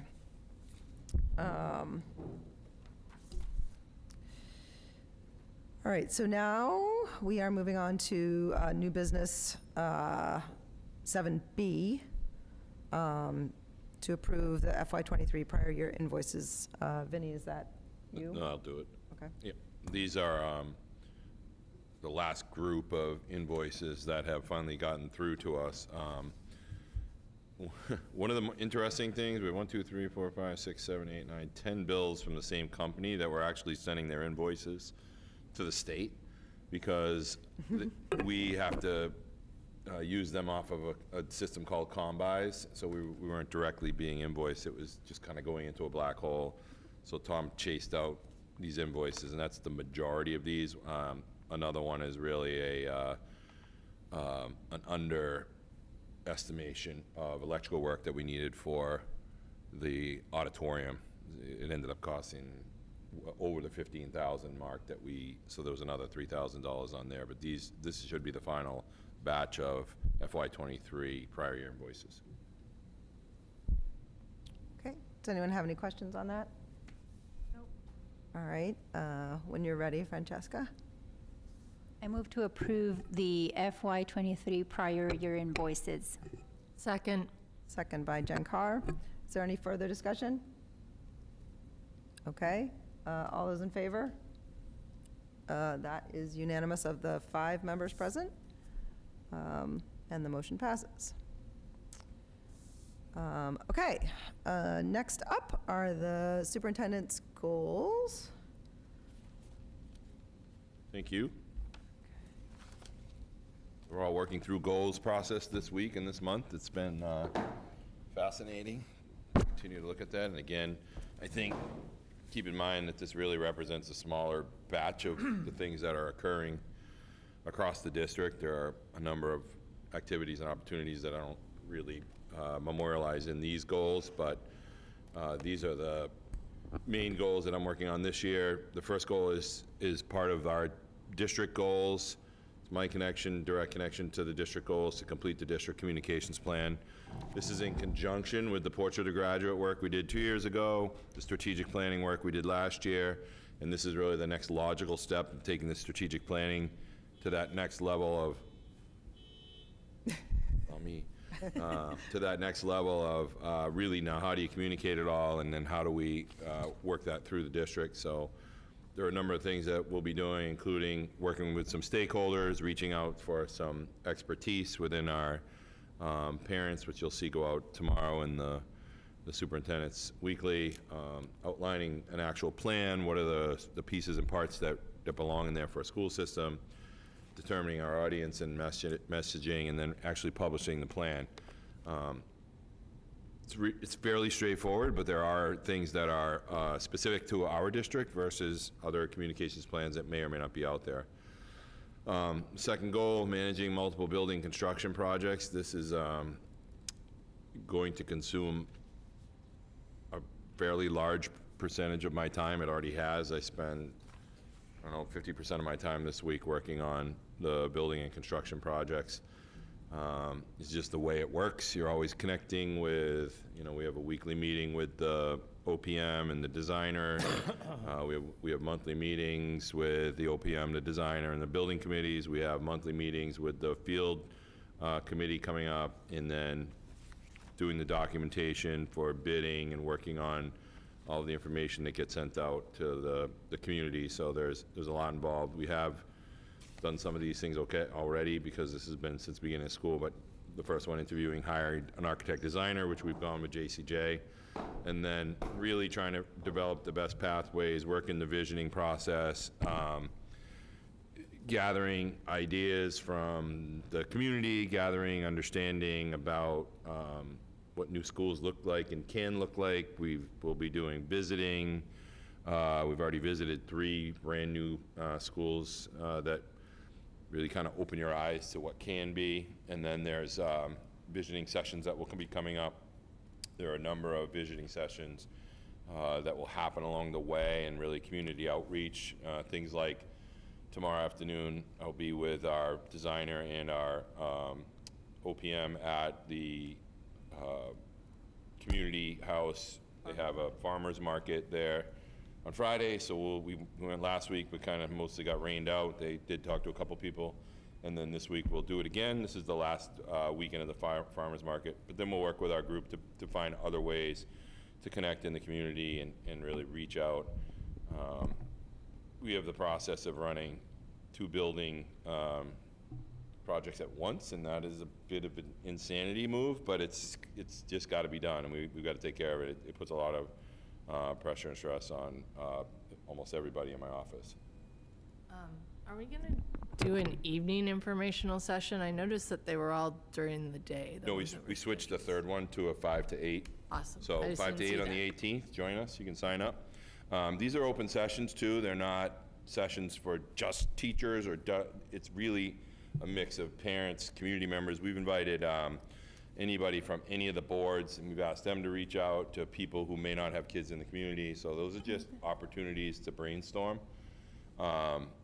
And just like, okay, we started talking with the designer today about some of the things that we saw in these newer schools. So Manchester Essex was one of the places we went on Monday morning, and to be able to see how the face of education is changing within these buildings, and how you use the building for learning, how the facility drives learning, how the space flexibility gives teachers and kids the opportunity to do so many different things. So there's a lot on this. There are a number of things that will happen this year and for the next 5 years if this continues through. This phase 3 and phase 4 is feasibility, and that's really just examining all the options. They're going to look at sites across the entire communities. We've asked communities to give us any sites over 12 acres in both communities. We have to evaluate every single one of those sites, except for the cemetery site we were given, but can't build there. But those have to be evaluated and then reported back to the state to say, why does this one not work? Why would this one work? What's the advantages, disadvantages as part of this process? And as you know, we're going through this decision-making process for the next 18 months, really. It will be gathering information, learning about what can be and what could be, and then really digging into the community, like what does the community members see? Do you see connections to nature? Do you see outside classroom connections? All those conversations still need to occur. And that could occur at a single place, multiple places. We'll be at, like I said, the farmer's market. We'll go to different meetings in the communities. We'll try to reach out to COAs and all these different places just to be available. The website is daily adding more information. We have a new FAQ document that we've added on there. We actually have a question box on our website. If you have a question about the project, submit it and we will get it answered and put on the FAQ site. There's a lot of work going on that will take up a huge amount of time this year for both me, Vinny, and actually also Tom, trying to just manage it all and keep it all moving forward. My third goal is multi-tiered systems of supports, and as you know, we've been doing this for now, this will be our 3rd year, and we're really, as you saw from school improvement plans, digging deeper and spreading our wings a little now more into mathematics. You know, as we said when we started, this is a journey a year and a half to almost 2 years ago. We'll start with literacy, implement a curriculum with fidelity. We're seeing that now. We're seeing results. And then we'll move into mathematics, which we're doing this year. And that's part of we're looking at, again, at implementation with fidelity of the curriculum, making sure everybody has the same materials, so the equity of materials, things like that. Still doing walkthroughs. We're doing crossover walkthroughs this year, which will be something new. Instead of us going to a specific school and just walking that school, we'll take a building principal from, say, the Bucher and go to the Cutler and walk through and start to see where some things are successful and where they're not, so that they can have these conversations at their meetings when they do their data meetings to say, I went to the Cutler school and I saw this, or I went to this particular classroom and this was something that I thought might be useful, so that we can continually share information. Leadership team is, again, focused on instructional leadership. I'm not going to let that go. Their goals are very specific to our student SOA, the student plan that we submit to the state, based on our subgroups. And our subgroups will be more specifically designed, as you'll see in the 19th when we present the MCAS data. The state has now shifted what the subgroup targeting is, and so we've got to shift with that and be able to target what we're calling the fourth quartile, the lowest quartile. So a lot of the principals' work is very specific to that. An example, we opened up our leadership meeting last week with, what have you done since the start of school to give kids an opportunity to get better in the subgroups? So what have you done for kids in your subgroups that have been identified through assessment data? Could be anything, could be ELs. You know, if you talk about connections with kids, translating documents, getting parents involved, digging into some of the cultural competencies, and those types of things will continue to occur. And then really evaluating it along the way with the evaluation system for principals is substantial evidence gathering and really trying to hone in. So we kind of started here 2 years ago when I started this position, and we're really honing in on more of the granular things, like how are you trying to help our students who are struggling the most to make gains, and what are the things you need to do that job. So that's part of my third goal is really digging deeper into the instructional leadership. The rubric for administrators changed this year, and there is a much more focused reality towards instructional leadership and cultural competencies.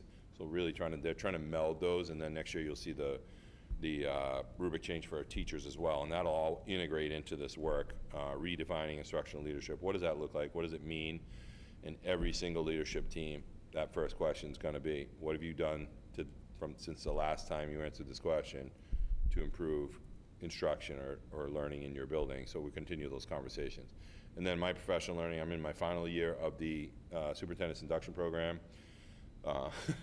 Still going strong, and it's a pretty good commitment and really helpful for me to be now with a whole group of superintendents who are in the same track I am. We're starting our third year, really starting to dig into, we've done these things like Portrait of the Graduate. We've done our strategic planning work. What's the next steps? And that's what MASS will help us to drive, professionally. What's not on here is I'm also taking courses. We're doing a course. The entire leadership is involved in a course on really student learning and culture. So we're taking that together. We did that the 2 hours before this meeting. So we'll continue to do that so that we can integrate the DEIB work that you saw earlier. And that was part of, if you go back to our report at the end of last year, that was our intention to start to integrate the DEIB work now into each of the schools in different ways. You have different populations of kids, you have different needs, and now principals are starting to look at that and recognize that and dig into it. So this stuff supports that for me, gives me really opportunities to dig in myself and learn, okay, these are some things you really want to look at. These are some of the benchmarks that we're using across the state, like the State Ready Guide for superintendents is really what we're calling the Bible of the work of culture and belonging. So we're trying to take that in and dig deeper in that. So that's essentially my goals here that are put on paper. There are a whole bunch of other things I'm still working on outside of that, but certainly take any questions if there are. Julia? Oh, I have a question. Just about how the goals are worded. Just goal 1 is like, it says complete district communication plan. Goal 2 says manage. And then goal 4 is like complete the NSIP. So what would the verb be for 3? Like implement? Manage? Evaluate? I don't know. No, I think it's I just support. think it's better. I think it's really support. My role in that is a support. If you go a little deeper in, I think it's further in. Support is really my role. So principals and I will meet at leadership team. Jen Clifford and I really have the role of supporting their needs, the equity issues. Support like the success of each of the MTS. buildings. Okay, it's just easier MTSS. for me to evaluate a goal if it has a verb. Yeah, and it really comes down to, last year, the agreements that we made with our teachers on specific things, and now, okay, how do we support those? So we built some things into the budget last year, we'll build some things into the budget this year, and those are the supports that they need from me to be able to say, all right, I need to move money from this, where I'm not using it efficiently, to this, where I really need the supports.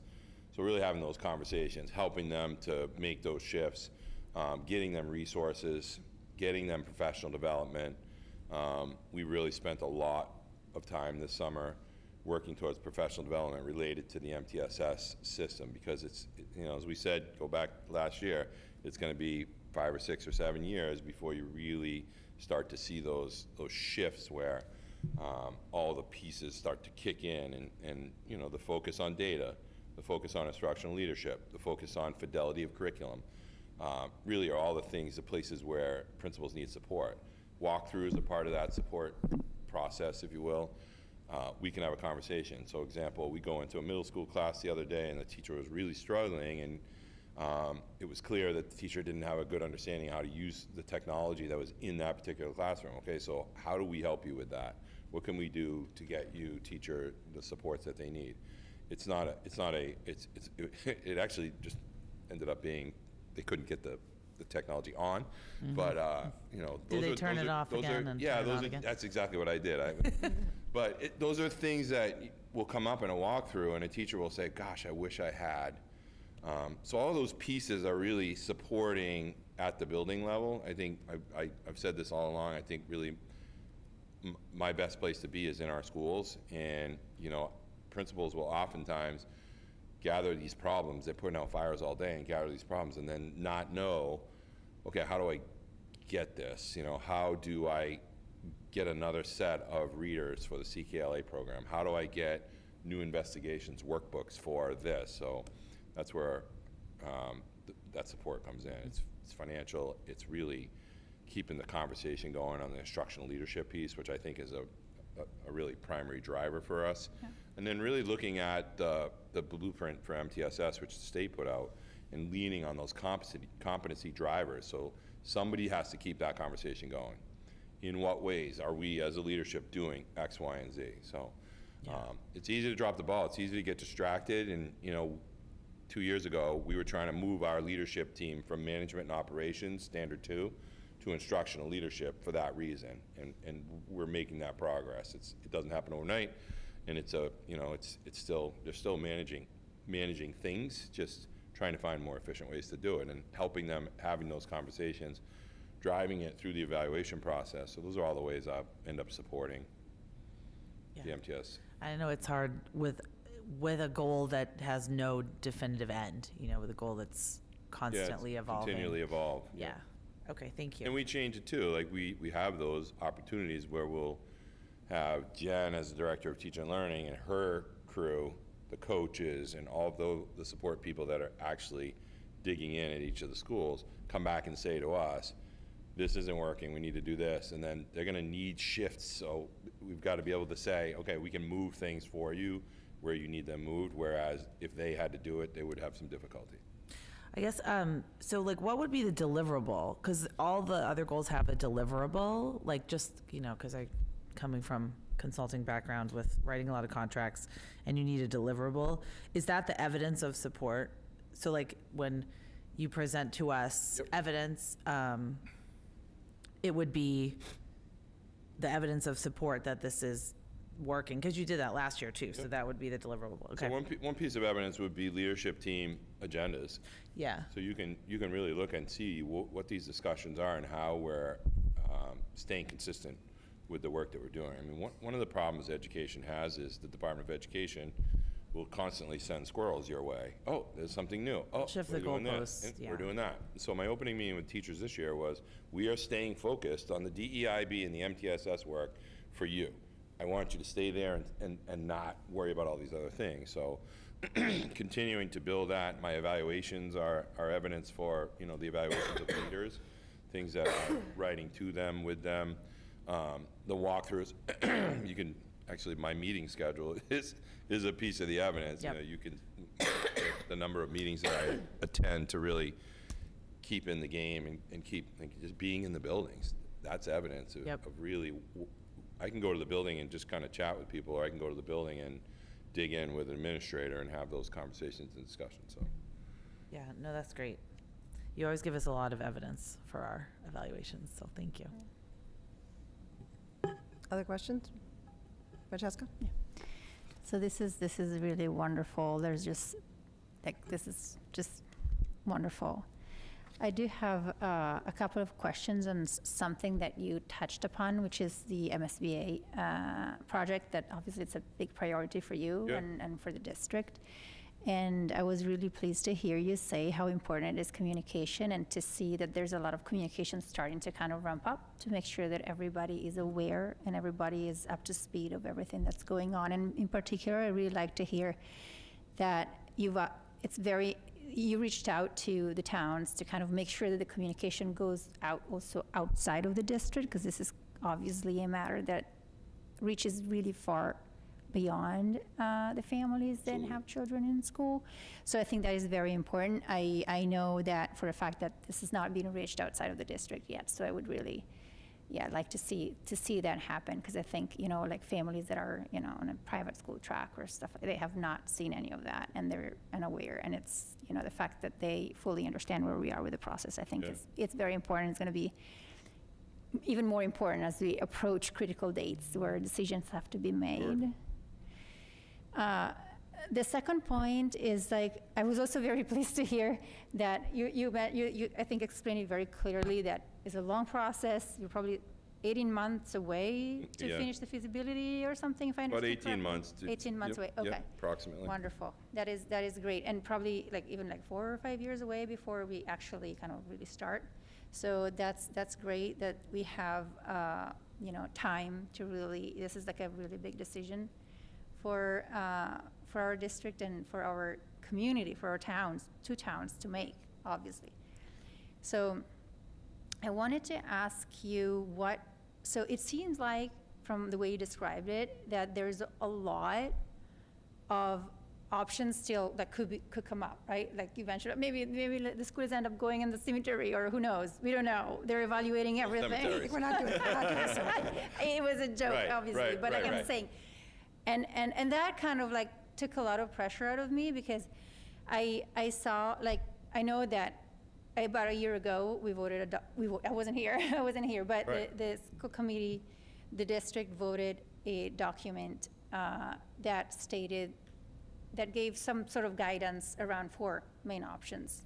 And I was curious, how binding are those 4 options at this stage? Because it sounds like the way you're describing it to us, that there's a lot more options that could be described, that could be taken in consideration. So you're right. There are 4 options that the state agrees to support.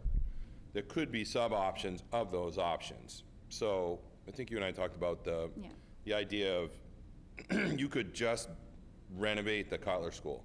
That could be, out of all this 18 months of conversation and visioning and talking with the towns, that may be something everybody agrees upon. Yeah, we're just going to renovate that school and leave everything else alone.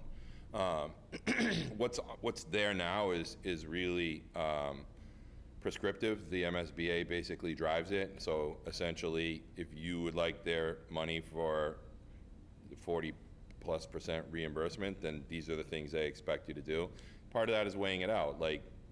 What could you build a school on? And I'm just going to use this as an example. It's not really happening. could you build a school on the Iron Rail property? You know, which would shift the whole idea of what we're trying to do. They're gonna dig into the towns, they're gonna talk to town managers and select boards and get an understanding of what their needs are. And it's an education process. It's really like digging in to see what makes sense. You could get to the end of this process in April of 2025 and have the community say, we're not paying for it, and it's over.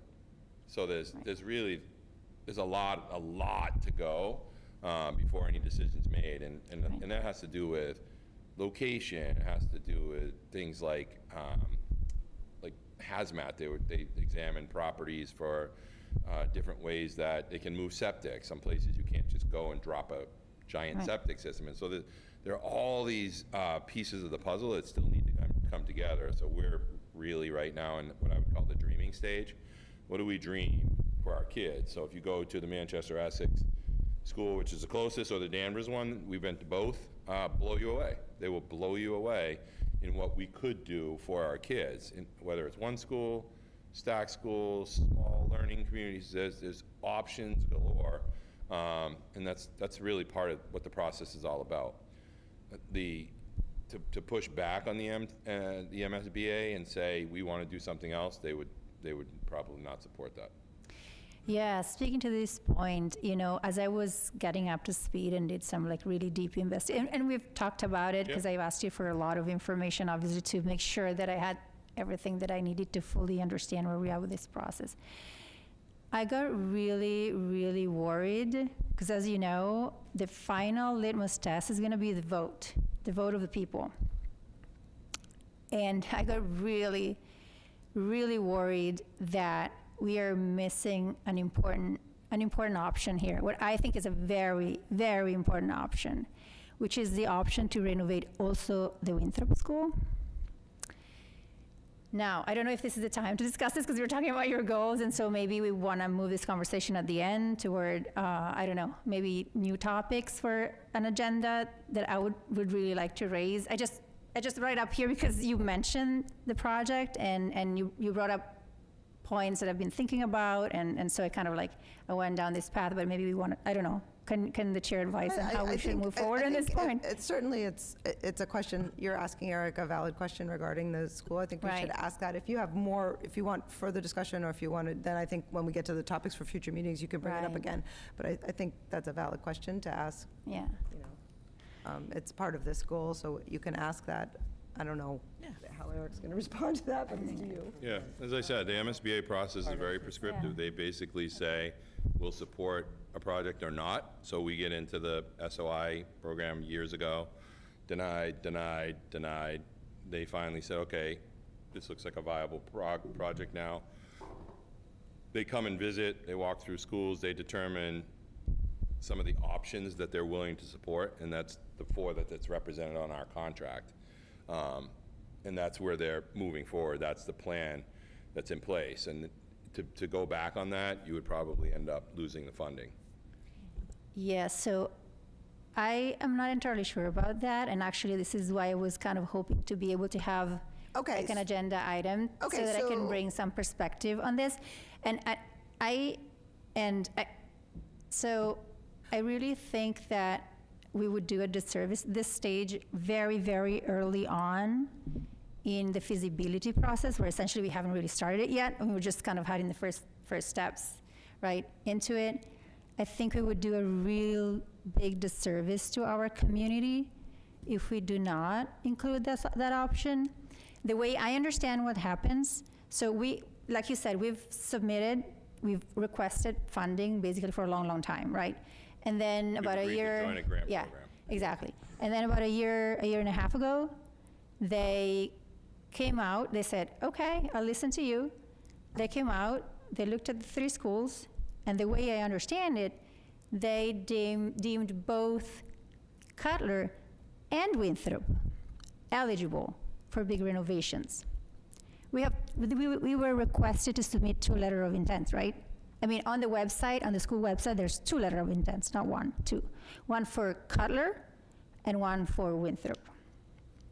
Okay, so from there, somehow we went to having these 4 options, 3 of which include combination, which I think I am very, very glad that we're going to explore that. I think that's a good idea. But on the other hand, we have renovating only Cutler. I think we're losing a lot by not at least trying to talk with the MSBA and see if it is too late at this stage to include Winthrop in the feasibility study or not. From what I was able to understand by looking at the website, by really reading their policies and what they do, I would be shocked if they do not accept that. I think it would be really, really worthwhile trying for a number of reasons that I'll be very happy to talk about. And I think that you may not like to hear it, but you may find something interesting.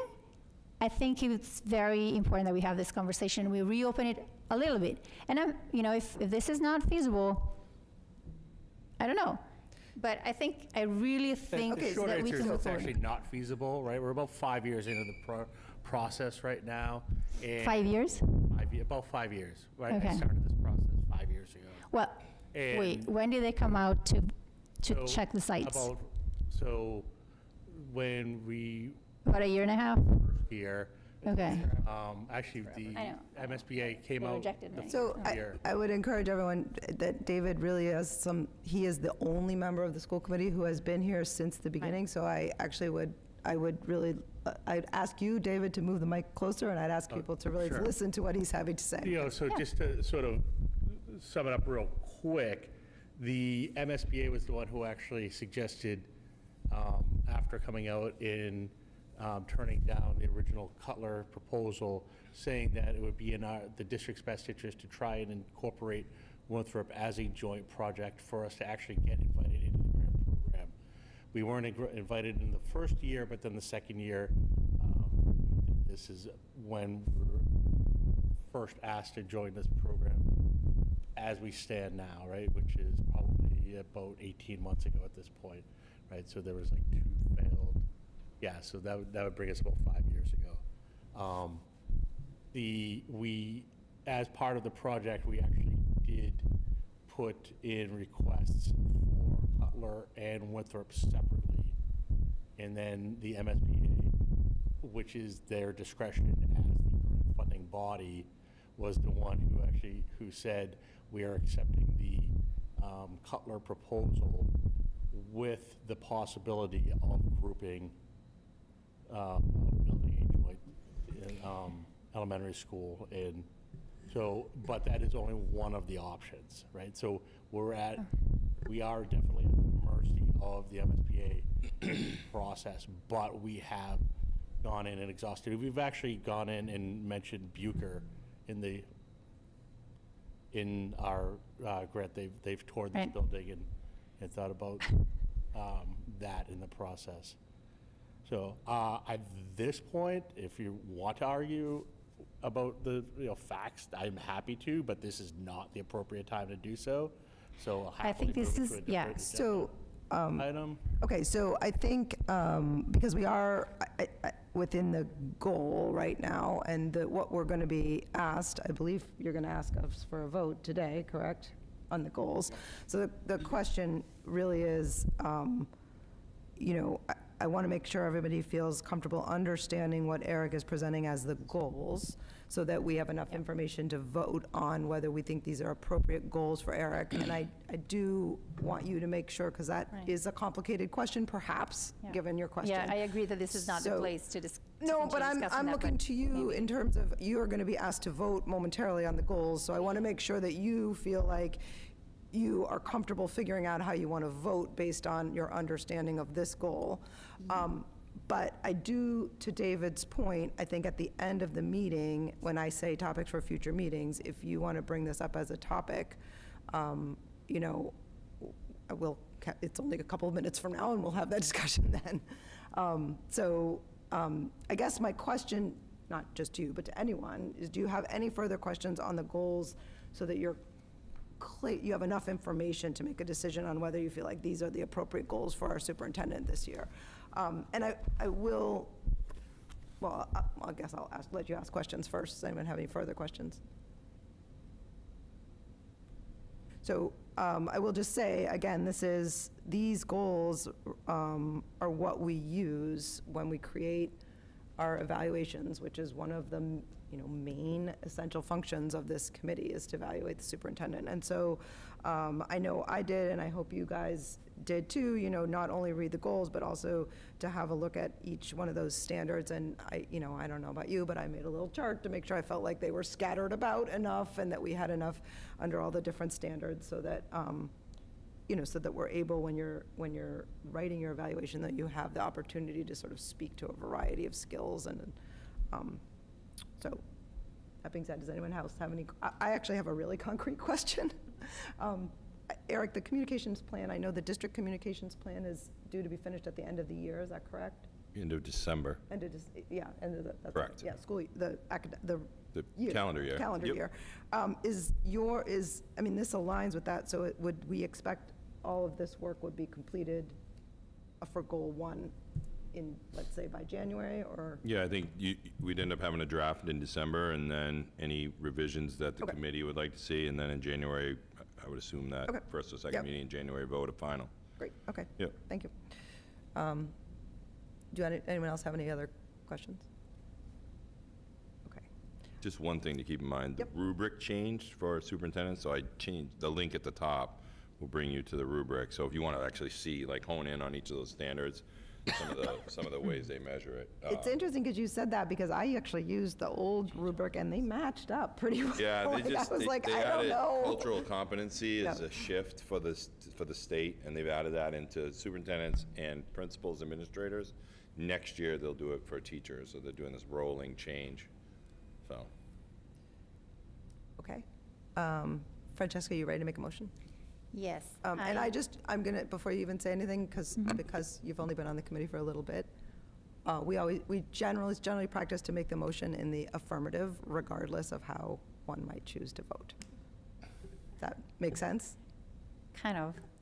Does that make? Vote to approve. We would always vote to approve, regardless of how does that make sense? Right, you Yeah. say no, I'm not voting no. presuming anything, I'm just wanting to. You mean Approve. Yeah, yeah. Yeah, right, just like you yes. normally do. That's how we That's- do it all the time. Okay, I wasn't sure what I was reminded. Okay, so I move to approve the superintendent's goals for 2023 and 24 as presented. Second. Second by Julia Campbell. Is there any further discussion? Okay, all those in favor? And that is unanimous of the 6 members present, and the motion passes. Thank you. I had such a hard time. Thank when you, weren't Eric. here with the motions. Last time. Visioning. Hold on. It's like, I don't know how to say it. Okay, next up is a schedule for the visioning sessions Yeah. on the, Yep. So this is just for your information. I wanted everybody to have it, wanted to be out there publicly. We are still offering people to come to our visioning sessions, either the all-day one or the 3-hour evening one. We have done some of this work. We did this kickoff meeting with our district leadership team just so the designer could go through kind of, here are the logistics, and this is what we'll be doing for the next X months, 18 months or so. And then moved into going to check out schools, look at different ways to generate ideas, starting some visioning, and then just most recently, the designer, educational planner, and his team walked the schools with us on Monday and looked at programs. So specific programs like some of our special ed programs, music, art, PE, looked at the spaces, the adjacencies. They looked at the fact that we're running classes on our stages and in our cafeterias, and then they'll to kind of build that into an educational plan, which will ultimately drive the decision as we move forward. So, like, what are the needs? What do you really need? You need more room for this and less room for that. Do you need a flex space here, or an adjacency that matches up better for a specific special education program? So, this is just the outline of this first portion.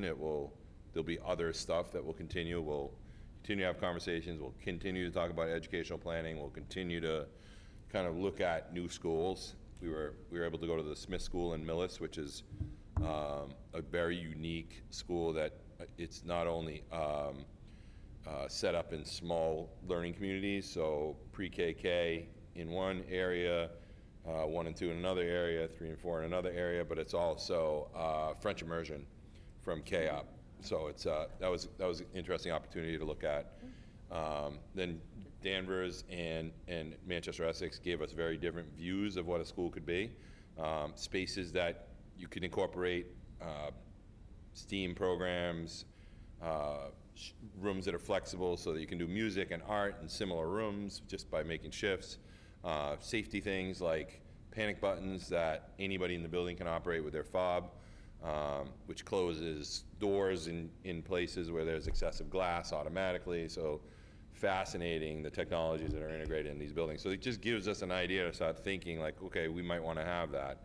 And this will be kind of this iterative process of, these are the things we know we need. We know we have this program, this program, this program. How do you house it, and where do you house it? And is it 1 building? Is it 2 buildings? Is it 2 floors? So there's a million different options that we'll start to look at through these processes. We're involving parents. We've invited any parent who has a 5th grade student to bring that 5th grader with them in the session if they'd like to. We will do some conversations with some of the older kids in the elementary schools just to get that feel. And this is just, again, this is the early stages of the process that will occur throughout feasibility. So just informational. And Eric, if a school committee member wanted to attend, could they attend this? Absolutely. Yep.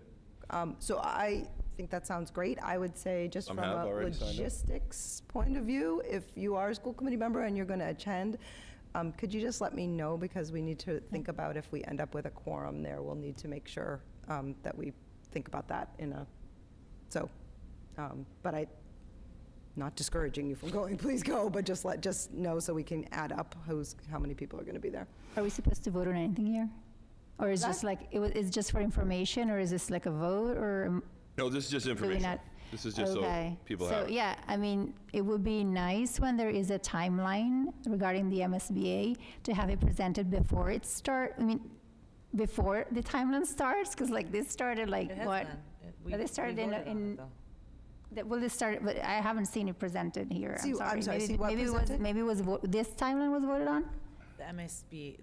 Yeah. The MSBA, the 4 options, yeah, no, I'm talking about this timeline. This is the Yeah, we first time, didn't- I don't we know, didn't has have anybody it. seen this? We didn't have it finalized last Oh, meeting, or I would have okay. brought it last meeting. Okay, Yeah. so it was finalized after the After the meeting last started? meeting, yep. Okay. Yeah, Yeah, because usually it's the other way around. We initially so, built yeah. it, started to invite people, and people said, wait, what about a night session? So then we went Yeah. back and shifted it, so Yeah. it was after, it would have been last meeting if I had it. Okay. Right, but, well, I mean, we wouldn't, I guess maybe I'm not, this is just about, you're talking about the program for the vision Yeah, session? I think it's very important to spell out how the process works, what are the different kinds, what you're telling us now, it's very important information, which usually, when I see kind of project develop, that kind of happens before things start. I'm just saying, it would be nice moving forward if there's other timelines that are critical and that provide information and are important for communication, that are communicated ahead of the time that things are started and decided. Well, Eric has been inviting community members to this for a while in his updates. And So- it's Yeah, in the superintendent updates, Yeah. at least Yeah, the Yeah. parts it that is, the but- public can attend. Yeah, and in fact, I was a little bit confused because some of these sort of invites were for people, some for parents, some of these invites were for parents, some of these invites are for like the leadership team. I think it's really nice to see the whole timeline with who needs to do what. Just saying that, just asking if moving forward, is it possible to have these kind of information presented prior to when the actual work starts instead of afterwards, because that will really help, understand what's going on and what are the emails that we're receiving. That's that. I think the one thing I would say is keep your eyes on the website. We update it consistently. And Was that on the website? these things are, anytime we continue Okay. to push information out, we add it to the website. So- Along with the first thing on the website is the overall timeline of the project from now till 2025. So there's no secrets out there. I think it's been out in at least 4 Was this on the website, was this posted on the website before September 18? Because we didn't get it, we got it on the 22nd, if you look at the date on this Okay. version of it. Was it posted on the website on before I don't know the exact date. September 18? Okay, Well, just saying. we couldn't post it on the website on the 18th if we didn't have it until the 22nd. Yeah, I just find it really weird. I mean, I'm just saying, I don't know. It's just I'm used to kind of timelines and operations. And it is, I mean, it's interesting to see that we're starting to talk about it, after the fact. That's it. That's what I'm saying. I think we've been talking about it for, Yeah. for a Years. very long time, but. No, the specific timelines? I mean, I didn't. No, I mean, we've the been first talking meeting about having a started on the visioning 18. group. Yeah. Yeah.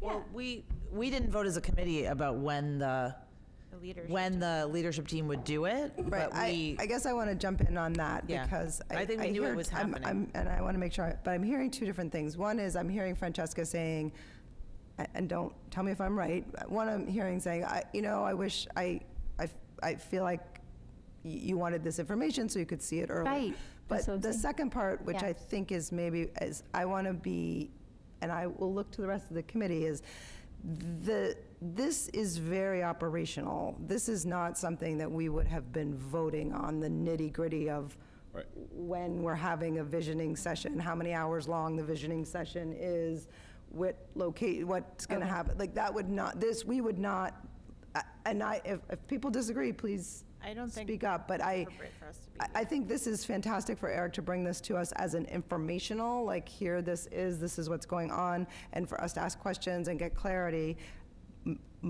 in large part also, not only for us to know, but also because we're a resource to the community so that we can get this information out.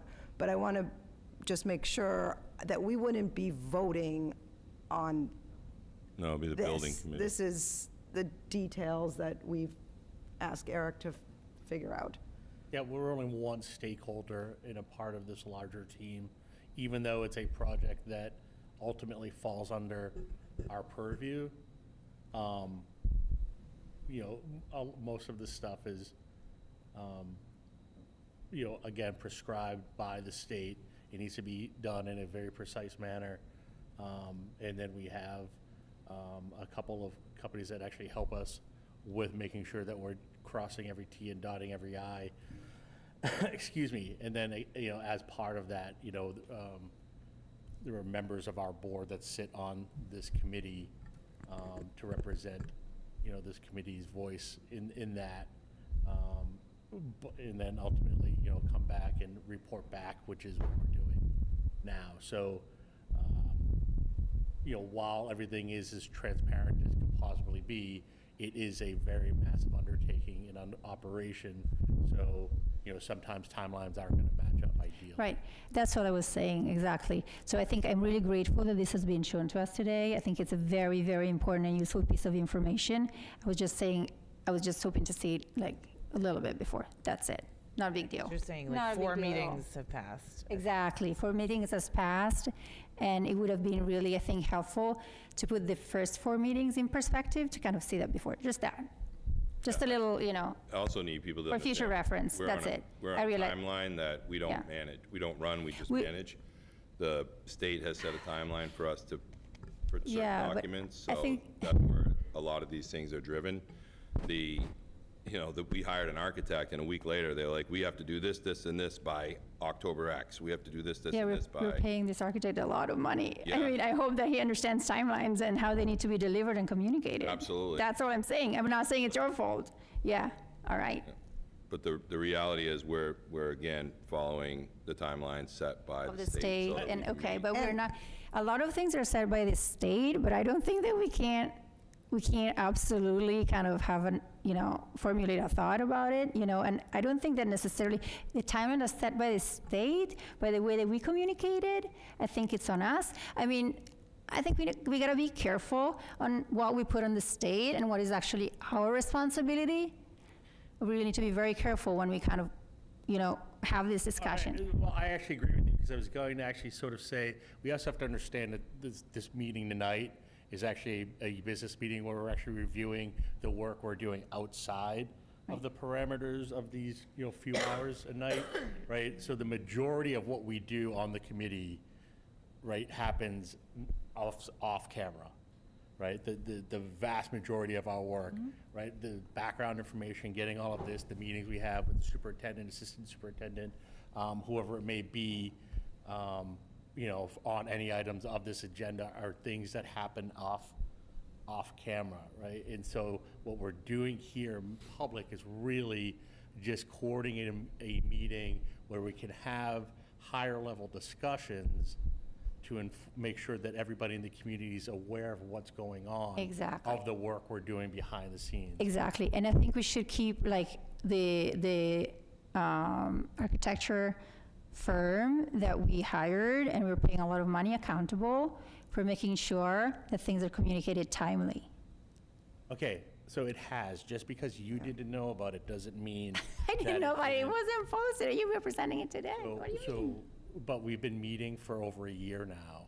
Yeah, but this Right, time, I'm and talking it's just about and we're this timeline. I as don't they think said, this has about been 5 presented a years year into the ago. process. Or, I mean, how already, I guess I'm I kind of don't missing. understand. I feel like there's some context that I'm missing. maybe I'm not communicating it. Well, I understand that you're upset that you haven't seen I'm this not schedule. upset. Well, Yeah. you're pointing out that we haven't seen this schedule before now, and that one meeting took place before this was shared with the team that's working on it. But I feel like I'm missing some part of context about why you're very passionate about it. No, I'm not that. I'm passionate because I'm very surprised to hear that nobody here said, okay, let's just expect the best product from these architects, and let's make Of sure. course we expect the that's best what I'm product, though. asking. Yeah. I feel like that goes without saying. And we have a lot of stakeholders Right, from so the that's- community I that think are that- involved that we put in place. And we said, yes, this is the appropriate group of people. Right. That and we can't have our hands in every bit of this project as this committee.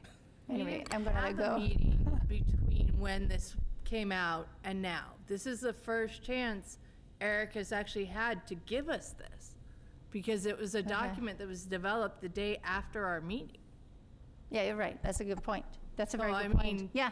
It's That's a very not good something point. he's like Yeah. been sitting on for the last month and a half and like saying, oh, I'm not going to share this with the school committee because I don't want to upset them, or I don't want to share this with the community. He shared this on his first available opportunity. And to a certain extent, we're limited into what we can share by open meeting law. So he could not have sent an email out with this schedule and said, oh, well, can I have people's comments? Because then we're all in violation of OML. So, And I understood. I understand. I think the issue is that the timeline are really tight, and there wasn't probably enough time to kind of organize it in such a way that things are presented to the public before they happen. And I get that. I mean, I totally get it, and that's true. I mean, you're bringing out a really good point, that the last meeting was really, really close to where this whole process started. I want to move forward. I do want to say, and it's okay to disagree. For me personally, I'm not speaking as the chair, I'm speaking as myself. For me personally, I don't think that this was communicated poorly. That's my experience. It's okay. I think it's good feedback that you had a different experience. I think that's good feedback. That's why we have a committee. For me, I feel like I've been aware and understood that we've had visioning sessions. Now we're getting some detail about exactly what the visioning session is going to look like, and so that I'm comfortable with it. I just really, David? I think from what I'm hearing from you, if you had the opportunity to go tomorrow night to actually speak to the members of the team, they'd probably be able to answer a ton of the questions you have. And, I don't think I'm sort of overstepping my bounds and saying that we meet on the last Monday of every month. If you wanted to come in and actually see what the working committee looks like and actually meet the architects and our project managers, I think you'd be very happy. Yeah, with the I'm choice. planning to sign up to some of those sessions. I'm really excited to get to see them. I'm really excited to get to see that. So it has to be just with the tight timelines. So, and I guess I just want to say on the timeline, and Eric, tell me if I'm correct, I mean, one of the things that we were flagged for as a real positive, and we actually got accelerated in the process, was specifically our ability, and I will attribute that to Eric and the team here, to meet the timelines, to meet the deadlines that the state, to jump through the hoops, basically. We did that in such a good way that we actually got accelerated in the process. Am I correct about that? Correct. That was something that they cited. Right. We were one of 2 out of the 17 school districts to be moved forward. So I actually think that that's an area of strength for us, not an area of weakness. It's an area of strength that's been identified. Sure. It's so it's okay to have disagreements. That's okay. Yeah, that's okay. All right. Are we ready to move forward? I don't think we don't need a vote on this, so we're ready to move forward. it's just a Okay. All right, Vinny, I know you have the final budget calendar for us. Yep. So I have a little bit of good news. The budget calendar hasn't changed since the last meeting. I forwarded it off to the town administrators and town managers. They sent it off to all their boards, and everyone agreed with the dates and built their kind of plan around our dates. So nothing's changed. As long as nobody hears schedules have changed and everyone still kind of agrees with it, we just need your vote to approve the schedule, and I'll get moving on the budget in a few short weeks. Okay. Why don't we start off with a motion?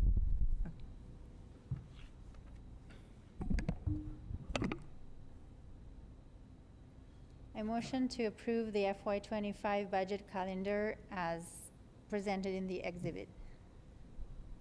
Second. Second by Jen Carr.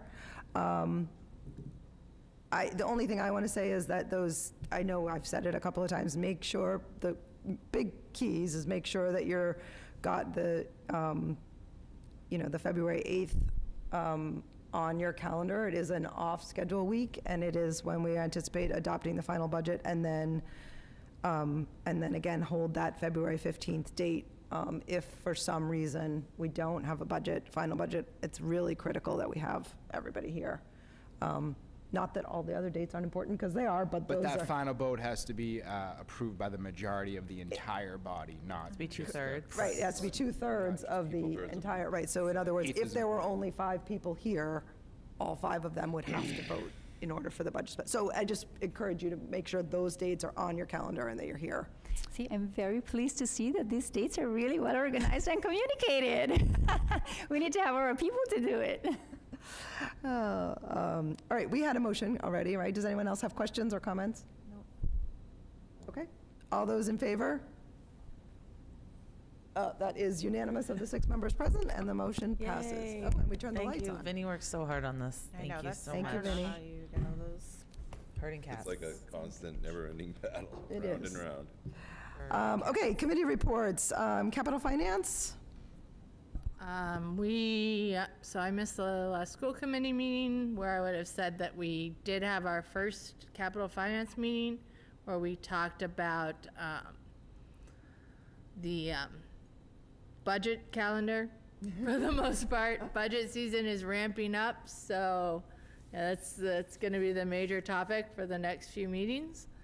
Okay. And our next meeting is The 13th. October 18th. October 18th. I have, I guess I Wait. have the wrong one.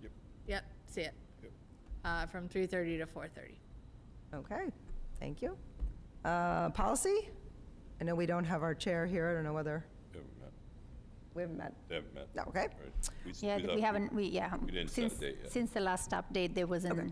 no meeting that happened there. Okay. Yeah. Negotiations, we are going to meet in executive session this evening, so we will give you an update there.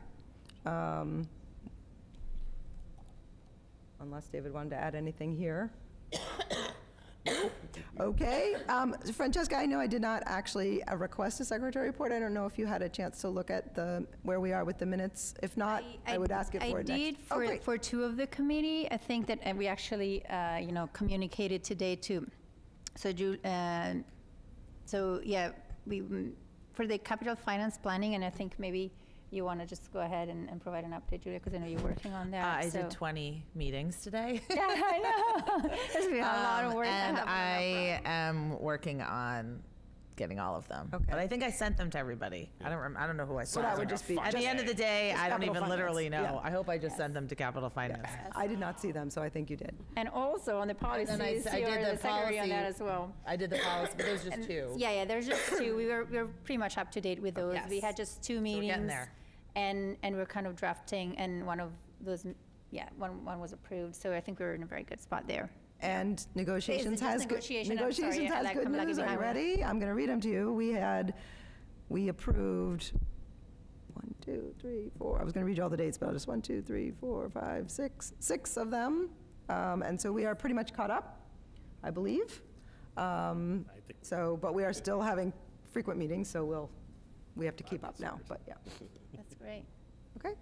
So should we have like regular updates? It would be or great how would if you like could, we'll put it on there each time, and it would be great if we get to the point where you're saying nothing's more than 30 days overdue.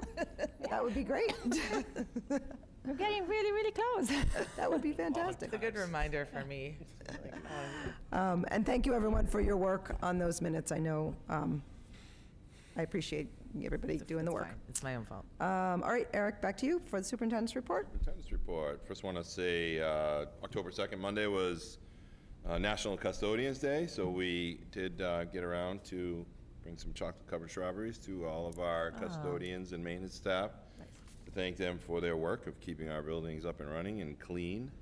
I already talked about the visioning beginning, the visioning process beginning. We did some tours with some of our teachers at some new schools. One of them was on Monday. Did some walkthroughs of our own buildings so that we could start to help the designers to understand our programs and what they look like and what our needs are. Really a big week for getting evaluations in line. I met with just about all of the principals and directors to finalize their evaluation goals. We like to do that before the middle of October, which is roughly in line with the teachers' deadlines as well. So they're also working with their teachers on this process. And then really trying to keep everything moving forward with our day-to-day operations, keeping our walkthroughs going. I was able to do 3 walkthroughs this week at the Cutler and the Winthrop and the middle school, and really get to see our teachers and our kids in action, which I think is the fun part of my job, to be able to go in and talk to people and ask them, why you're doing this, what do you understand about it, what can you tell me about it? And I think we're really seeing even our littlest, youngest learners are able to tell us, this is what we're doing, this is why we're doing it. It's a lot of fun. I also get various reports from kids along the way. Like one of our kindergartners told me how many kids were on the bus from each school, and that he felt the bus was overcrowded, so I told him I would investigate it. So those types of little conversations happen as well. Awesome. Lots of fun. And then this morning, I met early this morning with the Miles River Middle School, High School Friends Group. They had kind of an open house, which they do annually to bring in families who are new. I got to meet a number of parents of children who are at the middle school who just moved here, which was great, to be able to make that connection, welcome them to the district. And then we just kind of have an open session where they can ask questions of other parents who have been here. They can ask questions of me. Brian Menegoni's there. Dr. Best is there. His assistant. Some of our counselors were there. So it's a good opportunity for kind of a little more open dialogue when people are like, I don't know where to go. I don't know what to do.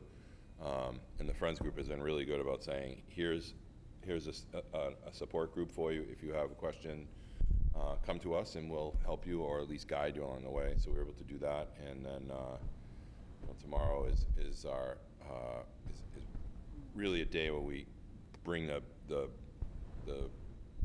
plan for the building project to the public, where we will be at the farmers market, at the community house with our designer and our OPM and myself, just handing out flyers that have a QR code to the website, and people can get information there. They can ask questions directly. They can also, questions that are asked of us there get added to our FAQ document, which is posted on the site, so that we can continue to try and get questions answered and keep them out there and running. And then we'll continue to find ways to connect with groups all across the communities as over the next 12 to 18 months. Great. Thank you. Anybody have questions? Okay, I don't have much in my chair's report. I do want to just mention I am the school committee representative on the Hamilton Master Planning, and I will send this out to all of you, though it really is for Hamilton people. But there is a community meeting, and I will be sending it to Eric too in the hopes that we can get it into the superintendent's report. It's on October 28th, and this will be the final community meeting of the master planning. And the consultants there will go review sort of the work that we've already done, which is like the existing conditions and the goals and getting that, and now looking to the community to start planning sort of concrete action steps and implementation steps. So I will send that out so that you guys, if you have people that are interested or if you want to go. Do you want to talk about the chairs meeting? Oh, yeah, I could, yes. Left it for you. Thank you. I was going to say that, and then I forgot.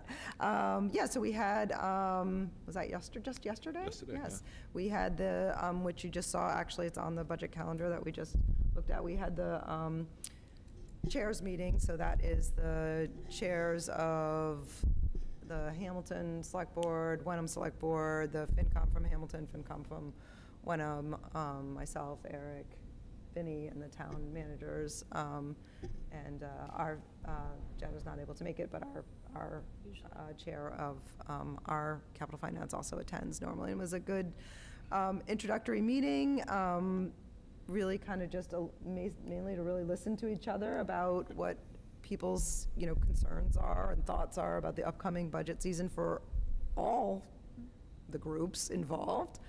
I felt like I've been glad that we've done this. I think it's helpful to get to know people, see, so that the first time we interact is not when we have a lot of, a lot on the agenda. There was not a lot on the agenda. It was mostly listening. And I don't know, do you guys want to add anything about it?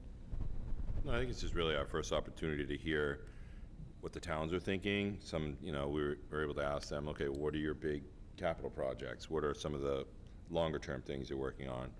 And it's a two-way communication. It's good for them to ask us what we're thinking, what are our capital needs, what are our, kind of our realities on E&D, and it's just a good way to kick it off, so everybody has a fairly straightforward baseline about the budgeting process.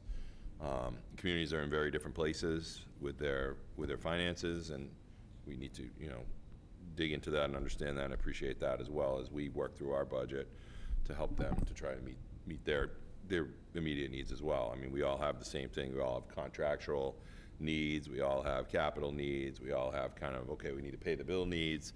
And then the revenue piece from the two towns is always a big part of the conversation.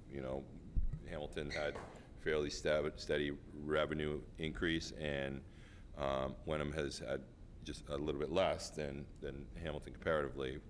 So those are all good things to be able to talk about in the process as we jump in and say, okay, we know we're not, if we come in with a 7% increase in our budget, we're gonna push two towns into override territory, and that's probably not the best way to do business. So we want to continue to grow and learn from those conversations as well. And we have, I think, two more, right? Yeah. Two more chairs meetings to be able to dig deeper.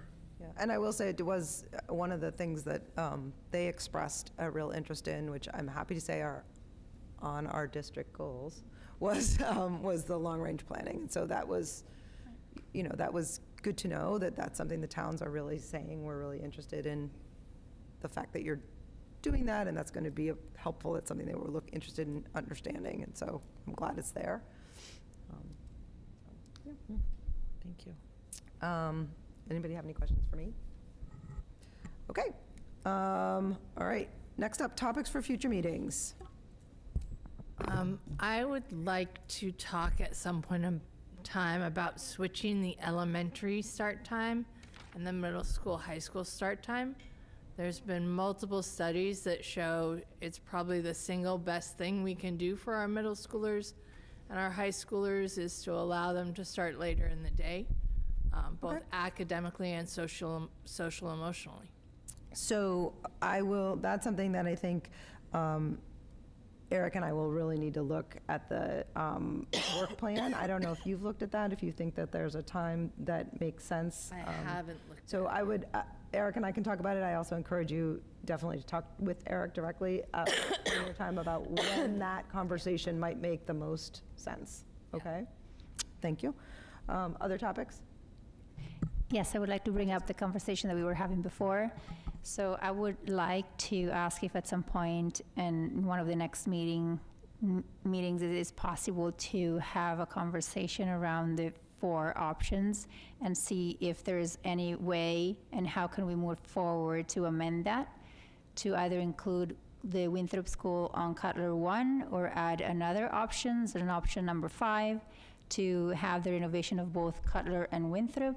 I think I have a lot of study that I would like to discuss and review and bring up to support this request. I think everybody will benefit from hearing it. We may disagree. I'd love to hear why we do disagree. I think it would be a really important, good discussion to have, and I would like to see if we can make that discussion happen. Given the tight timeline that we are into with this feasibility study. So, if I'm understanding, the agenda item. Discuss the feasibility of adding. Well, I wonder if we make the agenda item something just like MSBA project discussion. Yeah, And sure. that would, Yeah. and that would Yeah. put you in a situation where the agenda item would allow you to make a motion if you have one. Okay, I see what you're saying. Yeah, Is that- absolutely. Yeah, that would be wonderful. Is that something that would meet your needs? Yes, absolutely. Thank you for Because that. Thank you for. Because I'm hesitant to try to encapsulate that into, Yeah, it's maybe more specific. I said, yeah, I think that a broader discussion on the MSBA process. It's I probably think more what I appropriate. would envision maybe is that, and I'm looking for feedback from the committee and from Francesca and from the broader committee, that I guess what I'm looking at would be that perhaps, for example, the MSBA project, we might look at just sort of a timeline. Where did we begin? How did we, what the timeline? History. Would be the sort of discussion item.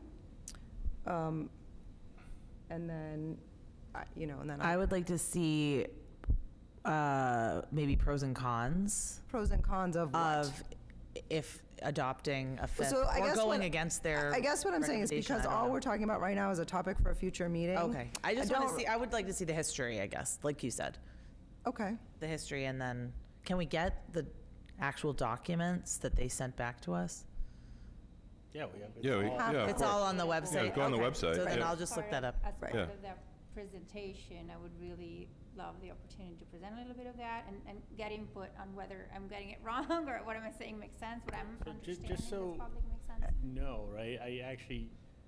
The 4 options are not our options. Right. They are sort of the options given to us. Okay. So the option for a 5th option would be to scrap this project and begin a new project. Right. I want to say That's that what I we're would saying. disagree with that statement, and I would like to hear more about why you think that is like that. Because when I look at we don't need to have. I think this is exactly the conversation I would like. I think we need a little bit more time to So- flesh out. Right. I And maybe think- it's even more than one I guess, discussion. I guess, to be clear, Francesca, because we have a policy where I'm going to put an agenda item on for anyone who asks for one. I guess what I'm saying, I'm going to push you to say that if we have that topic and you want to make a motion, I think you're going to need to make it as a motion. Yeah. I don't think it's appropriate for us to hash it out here. I think Right. David is mentioning that the vote that we took last year, about a year ago, was what Was to enter the program. was to enter the program with those Right. options. And Yes. that was a settled vote, and we voted on Yes. that. And actually, it was a unanimous vote, so everyone here voted Right. for that. So I don't want to debate too much right now, but I guess, to be clear, it's not, we would need to vote on whether to revisit something that we've already voted on. So Exactly. I'm not going to put that as the agenda item because Yes. so Does that make sense?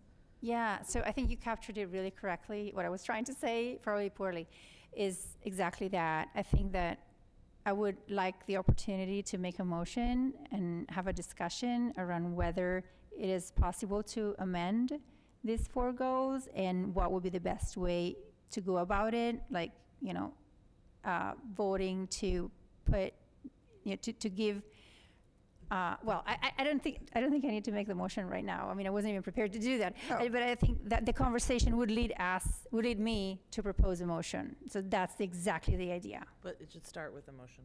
Right. I think what Oh, you mean starting with a motion and then having a... This is what I'm looking at, and I will work with Eric, but I'm looking at that the agenda item would simply just say MSBA project discussion. Okay. We might ask, and I haven't talked about it with Eric, but might ask just a very simple timeline of where did we begin, to David's point, this began, Right. this began when we submitted the project, and this is what, and then we took the vote on this. I'm and we sure did it goes this. back and back a long time. And that could be the end, and we could all just say thank you very much for that presentation, or people could ask questions, or if someone wanted to make a motion, they could. Okay. Yeah. Is that the rest of the committee? I'm open to feedback, because I'm, Yeah, I Yeah, want to you make make it sure if fine. you mentioned like wanting to make a presentation. I don't know. I guess if I you mean, I were wanna- sharing documents, like we would In need just- in the interest see of them. time, Yeah. like, I have to get home, and I don't want to leave before we need to. okay. Before No, we do this. that's valid. I think we're good. Yeah, regarding the we're presentation, good. I could Okay. do without a visual you, David. presentation if that's a problem. I generally it No, helps to have that. But Right, I'm not, We're jumping the gun. yeah, we're jumping the gun, so, Yeah. okay. All right, are we good? Yeah. You good? Okay. Okay, at this point, unless anybody has anything else, I'm going to move us into executive session. I move that we vote to adjourn into executive session for purpose number 3, to discuss strategy with respect to collective bargaining with the teaching assistants union, if an open meeting may have a detrimental effect on the bargaining of the litigating position of the open body and the chair so declares, and not to return to open session. Second. Second by Julia. It's a roll call. David? David, yes. Dana, yes? yes. Yes. yes. And we're adjourned.